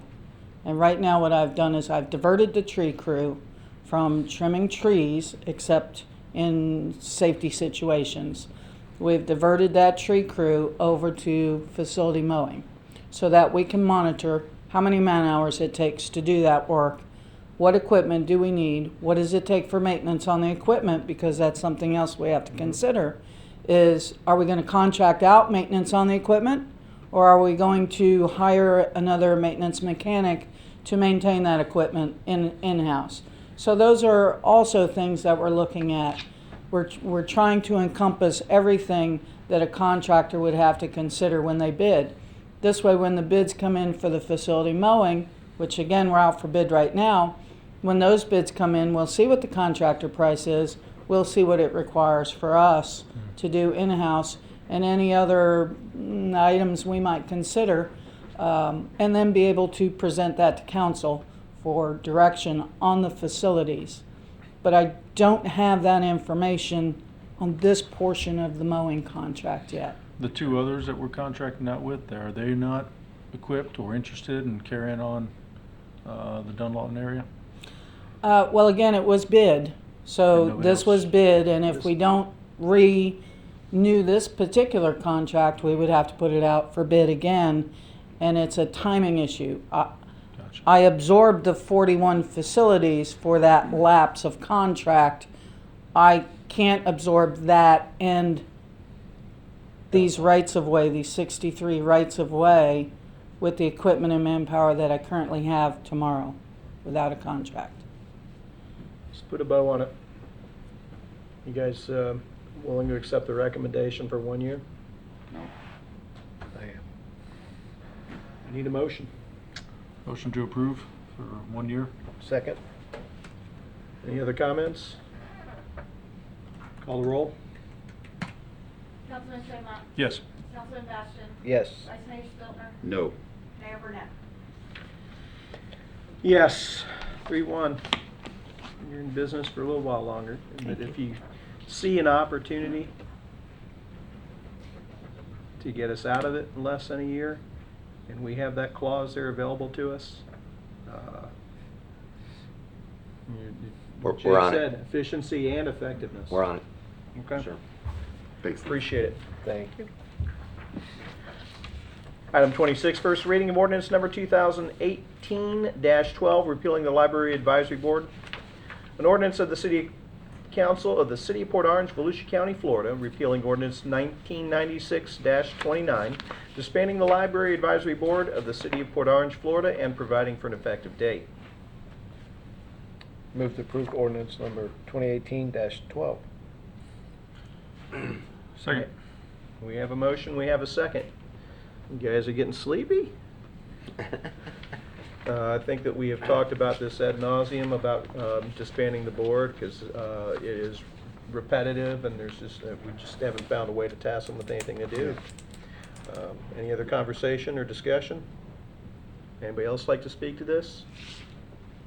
Back to council. Call the roll. Councilman Tremont. Yes. Councilman Bastian. Yes. Vice Mayor Stiltner. Yes. Mayor Burnett. Yes, 4-0. First reading. City attorney comments. Council members and Mayor, thank you for your consideration tonight. I appreciate your vote of confidence and your vote to increase my salary and benefits. I would like to take the opportunity to thank my staff. They make my work possible. They enhance everything that we accomplish in our office, and they're very vital. So I appreciate everything you do to support them as well. Keep moving the ball down the field. Yes, sir. Will do. I did have one other thing I would just talk with you about tonight, but in light of the hour, it can hold till next month. It won't change any for next week. 2 weeks. 2 weeks. 2 weeks. Okay. City manager comments. Jay? Yes, sir. The one item posted there that the Team Volusia Economic Development Committee, or Commission's quarterly update was scheduled for May. I just pushed it to June when they're going to give us Econ 101, so they'll do both then. And I apologize for departing earlier, but I have a problem when my character is being assaulted, so I apologize. That's all I have. Okay. City Council Committee reports, River to Sea, TPO. I was not there. I have nothing to report. I was attending my daughter's graduation, so I missed that meeting. Oh, you're going to play the family card. I see. Yes, how yes, I am. General Employees Pension Plan, we heard from them earlier. Anything else to add? I think he covered it pretty well. Yes, he did. We kept the toothpicks in our eyes while he did it, too. First Step Shelter. We have interviews coming up next week, Tuesday and Wednesday, for our 6 finalists for our executive director that we're seeking to hire. They'll be the kind of the face of the project, and the fundraiser that will badly be needed. So, you know, might be one of the 6. It might be none of them. So we'll get to the bottom of it next Wednesday, and then we'll have a follow-up second round meetings that following Tuesday. Okay. One last one I want to add, because it was called at the last second. We had a special meeting of the Mayor's Roundtable. You all may have already read or seen in the media the status of the half-cent sales tax. Basically, there were concerns. The CEO Alliance was going to fund most of the information campaign, and they came forward and said that they were largely concerned with a number of things. One, the number of items on the ballot, and this getting swallowed up in it and not giving proper and due consideration. And I kind of agree with it when we have Constitutional Review Commission items that are bundled and confusing. Heck, you got one of them that includes a ban on vaping in certain public spaces with a ban on offshore oil drilling, and I don't see how the two are related, but so that you can see how the ballot has grown in length. The other concern they had was with county council's, I don't want to call stubbornness, because they moved on it, to look at impact fees. Even though impact fees can only be spent in the area that they're generated, and it takes a considerable amount of time to generate them, and those fees don't even come close to it, the half-cent sales tax. I agree with the equity issue, and I think all the mayors did as well. So the consensus in the room yesterday was to ask county council, and they did today, to basically remove the item, and we're still working towards the half-cent sales tax, possibly as a special election next year, which may be a mail-only election in the spring, since it's a one ballot only issue, and Lisa Lewis said that that is a possibility that that could happen in that way. We've still got some work to figure those things out, and I tend to agree with the approach myself that I hate punting it down the road a year, but if I do like the idea of making it so voters can learn about this, not get it swallowed up in another election cycle, and give it the due diligence and consideration. So anyway, right now, I wouldn't use the word dead. Half-cent sales tax initiative is not dead, but it is not going to be on this November's ballot. And the other concern, of course, was the new requirement of a state audit before it could go on the ballot, and making sure that it could be done in time and the like. So half-cent sales tax is off the November ballot. It's not dead. It's still going to be worked on. So all I get to say about that is stay tuned. With that, anything else come before us this evening? Jake, glad you're back. Glad to be Margaret, back. Thank you. Thank you. Have a good night.